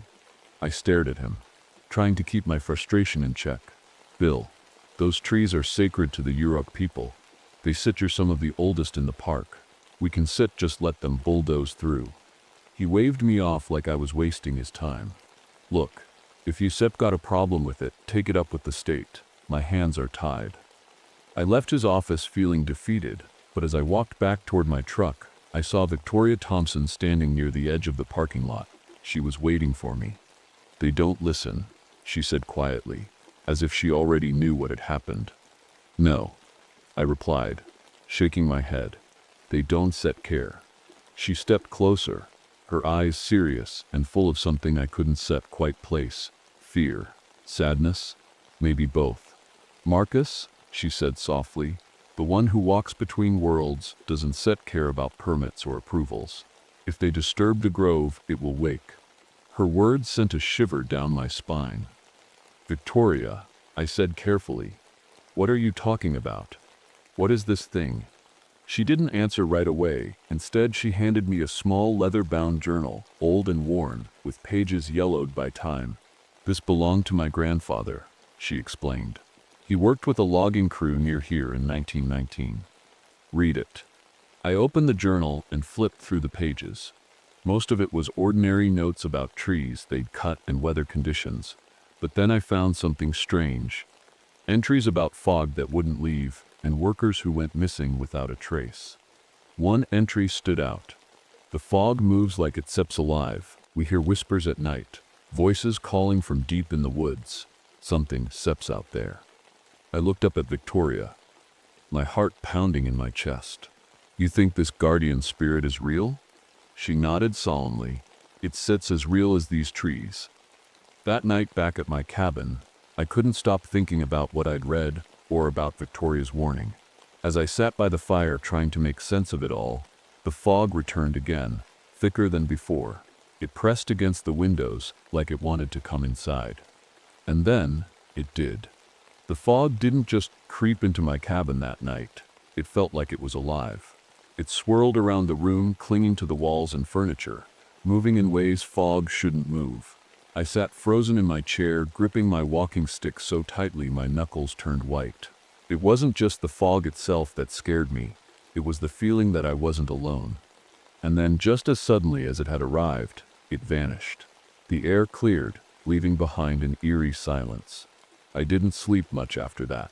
The next morning, the park radio crackled with news that sent a chill down my spine. One of the construction workers from the highway survey team had gone missing. His name was Jake, young guy, always cracking jokes during lunch breaks. He'd been working near the grove where I'd found the markers. I joined the search team immediately. We combed through the forest all day, calling his name and scanning every inch of ground for clues. But the fog made everything harder. It was thicker than ever, swallowing sound and light, making it impossible to see more than a few feet ahead. As we moved deeper into the grove, I started noticing something strange. Patches of glowing fungus growing in perfect circles around some of the oldest trees. It wasn't like anything I'd seen before. Bright green and faintly pulsing, almost like it was breathing. Marcus, one of the other rangers, called out to me, his voice shaky, "You need to see this." I followed him to a clearing where Jake's equipment had been found, his backpack and hard hat lying in a heap on the ground. But there was no sign of Jake himself. What happened here? I muttered under my breath. The search dogs we'd brought along refused to go any further. They barked and whined, pulling at their leashes like they were terrified of something in the fog-covered trees. One of them even broke free and ran back toward the trucks. I crouched down near Jake's backpack, hoping to find some kind of clue. That's when I noticed it. The same glowing fungus growing on a nearby tree, its light flickering faintly like a warning. As the day stretched on and the fog grew thicker, landmarks started shifting. Trees I'd passed earlier seemed to be in different places now, their massive trunks looming where they hadn't been before. Even with all my experience navigating this forest, I couldn't shake the feeling that we were lost, or worse, being led somewhere. By nightfall, we had no choice but to call off the search until morning. As we headed back to camp, I couldn't stop thinking about what Victoria had said. If they disturb the grove, it will wake. I didn't want to believe her, but deep down I already did. The disappearance of Jake wasn't something I could just let go of. There was too much about it that didn't make sense. The glowing fungus, the fog, the way the forest seemed to shift around us. I needed answers, and I knew exactly where to start. Victoria's journal had mentioned a logging camp from 1919, not far from the grove. That morning, I decided to head there alone. The fog was still heavy, but I knew this forest better than anyone, or at least I thought I did. It took me hours to find the camp. The place was a ghost town, rotting cabins, rusted tools, and piles of logs that had been abandoned decades ago. The air felt colder here, heavier somehow, like the fog was pressing down on me. Inside one of the cabins, I found more journals, old leather-bound books filled with notes from the loggers who had worked here. Most of it was mundane, weather reports, daily tasks, but then I found entries that made my blood run cold. One journal described workers hearing whispers in the fog at night, voices calling their names from deep within the woods. Another talked about men going missing without a trace, their equipment left behind as if they vanished into thin air. And then there was this entry. The fog moves like it seeps alive. It watches us, follows us. We tried to leave yesterday, but the forest wouldn't let us go. I slammed the journal shut, my heart pounding. This wasn't just some old ghost story. This was real. Whatever had haunted these loggers back then was still here, now. As I stepped outside the cabin, I noticed something strange on one of the nearby trees, a series of carvings etched into its bark. They looked like symbols, but not ones I recognized. Victoria might know what they meant. I drove straight to her house after leaving the camp. She was waiting for me on her porch, as if she'd known I was coming. "Marcus," she said softly, "you've seen it now, haven't you?" I nodded and handed her the journal and a photo I taken of the carvings on the tree. "What do these mean?" She studied them for a long moment before answering. "They part of an old ritual, a binding spell used by my ancestors to keep the guardian spirit tied to this grove." Her words sent a chill down my spine. "So it's real, the spirit?" She nodded solemnly. "It's as real as you and me." Victoria explained that her ancestors had made a pact with this spirit centuries ago, a deal to protect the grove in exchange for leaving it undisturbed. But now that pact was being broken by the highway project and the construction crew. "The fog," she said quietly, "is its warning." I told her about Jake's disappearance and the glowing fungus around the trees. Her face grew grim as she listened. "It's waking up," she said finally. "And if they don't stop, it won't just be Jake." That night back at my cabin, I couldn't stop thinking about what Victoria had said, or about those journals from 1919. As I sat by the fire trying to make sense of it all, something strange happened. When I touched one of my walking stick's carvings, a symbol my mother had etched into it years ago, I saw something. It wasn't a dream or a memory. It was a vision. I saw through its eyes, the guardian spirit's eyes, and what I saw terrified me. Chainsaws ripping through ancient trees, bulldozers tearing apart sacred land, smoke rising as fires consumed everything in their path. And then, I saw myself. That night, the fog came down heavier than I'd ever seen. It wasn't just a mist anymore. It was a wall, thick and impenetrable, swallowing the forest whole. Even the air felt different, colder and damp, like the fog itself was alive. I stayed in my cabin, staring out the window, trying to make sense of everything I'd learned. The journals, the carvings, Victoria's warnings, it all pointed to one thing: something ancient was waking up. Around midnight, the radio crackled to life. Static hissed through the speakers, followed by faint whispers. At first I thought it was interference, maybe a ranger from another station trying to reach me. But then I heard my name. Marcus. It wasn't a voice I recognized. It was soft and distant, like it was coming from deep within the fog. My heart pounded as I grabbed my walking stick and stepped outside. The forest was silent. No wind, no rustling leaves, not even the chirp of crickets, just the fog, stretching endlessly in every direction. And then I saw it. At first, it was just a shadow, a tall, humanoid figure moving through the mist. But as it came closer, its form became clearer. It wasn't solid like a person. It was made entirely of swirling fog, its edges constantly shifting and reforming. It towered over me, easily twice my height, with glowing orbs where its eyes should have been. I couldn't move. My legs felt like they were rooted to the ground. The figure stopped a few feet away from me and tilted its head as if studying me. Then it raised an arm, long and wispy, and pointed toward the grove. I didn't understand at first, but then it hit me. It wanted me to follow. Swallowing my fear, I took a step forward. The figure turned and began gliding through the forest, its movements smooth and almost hypnotic. The fog seemed to part for it, revealing a path that hadn't been there before. I followed silently, gripping my walking stick so tightly my hands hurt. We reached the grove in minutes, though it felt like hours, and that's when I saw them, more figures made of fog, smaller than the first, but just as unsettling. They moved between the trees like shadows come to life, their glowing eyes fixed on me. The tallest figure stopped in front of one of the ancient redwoods, the same tree where I'd seen the glowing fungus earlier. It placed a hand on the trunk and turned to face me again. And then it spoke. Not with words exactly, but with images and feelings that filled my mind all at once. Chainsaws ripping through trees, bulldozers tearing up roots, smoke rising as fires consumed everything in their path. And beneath it all was a deep sense of anger. No, not anger, pain. This wasn't just a warning, it was a plea for help. Before I could react, the figures vanished into the fog as quickly as they had appeared. The forest was silent again, but I knew this wasn't over. Something had been set in motion, and there was no stopping it now. The next day, the fog didn't lift. It hung over the park like a heavy curtain, thicker and colder than ever before. I could feel it in my bones. Something was about to happen, something big. By mid-afternoon, I got a call on the radio from Catherine Wilson, the project manager for the highway construction. She sounded panicked. "Powell," she said, her voice trembling, "we said her moving forward with the clearing tonight. The company sent a private security team to oversee it.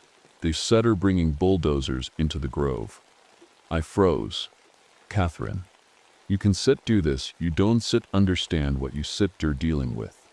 She hesitated before answering. To pull my funding if I don't get this done. I slammed my fist against the dashboard of my truck, frustration boiling over. "If you go into that grove tonight, people are going to get hurt, or worse." But she didn't just respond. The line went dead. I knew I had to act fast. I grabbed my walking stick and drove straight to the grove, the fog growing thicker with every mile. By the time I arrived, it was nearly impossible to see more than a few feet ahead. The sound of engines rumbled in the distance, bulldozers and trucks making their way toward the sacred trees. Victoria was already there, standing at the edge of the grove with a small bundle of herbs in her hands. Her face was pale, but determined. "They won't listen," she said quietly as I approached. "I know," I replied, gripping my walking stick tightly, "but we have to stop them." She nodded and began chanting softly in Uruk, sprinkling the herbs around the base of one of the ancient trees.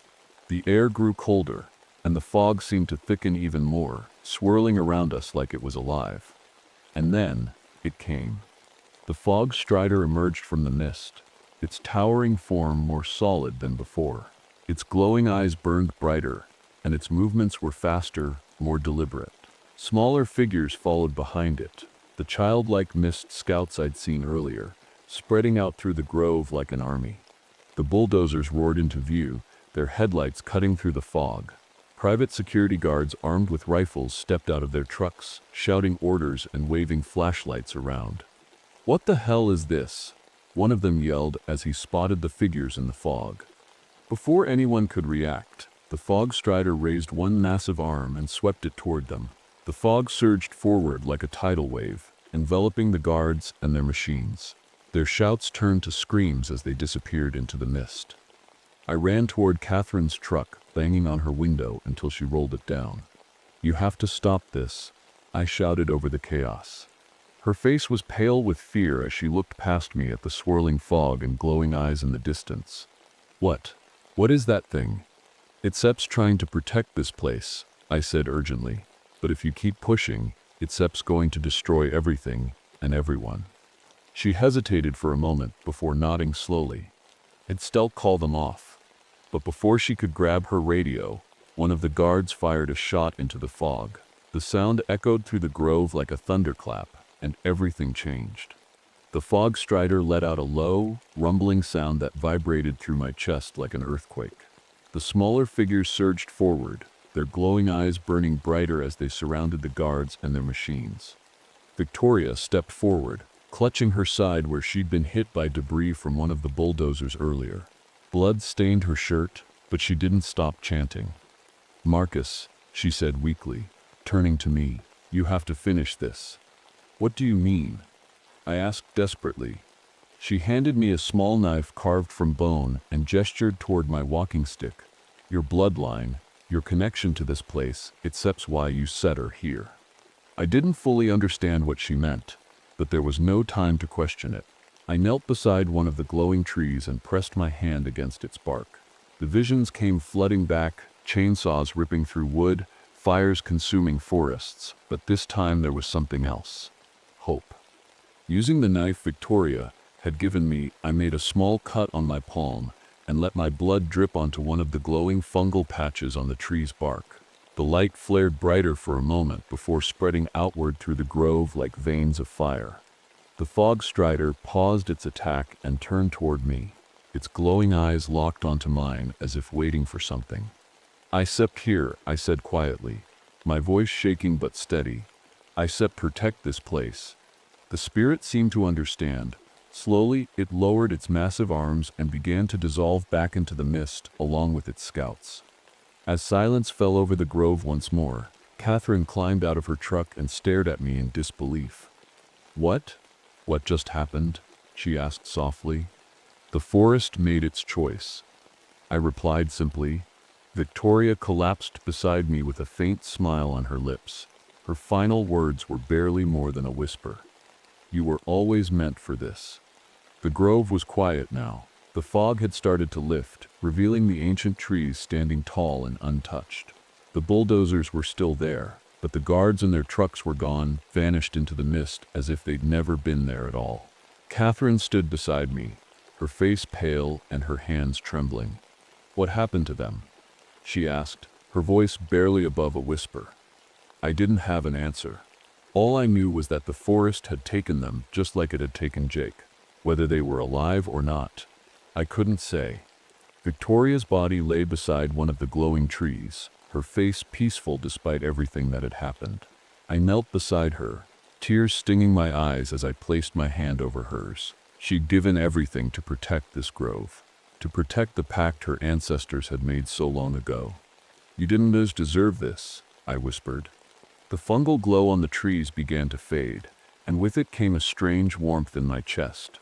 My arthritis, which had plagued me for years, was gone. My joints moved freely, painlessly, as if the forest itself had healed me. But there was something else, a faint glow beneath my skin, like veins of light running through my arms. I didn't understand it fully, but I knew one thing: the forest had changed me. In the days that followed, the highway project was officially abandoned. Catherine filed an environmental review that cited unexplained phenomena in the grove, and no one dared challenge her findings. The grove was declared off-limits to all visitors, a sacred site protected by law. But even with everything resolved, I couldn't shake the feeling that this wasn't over.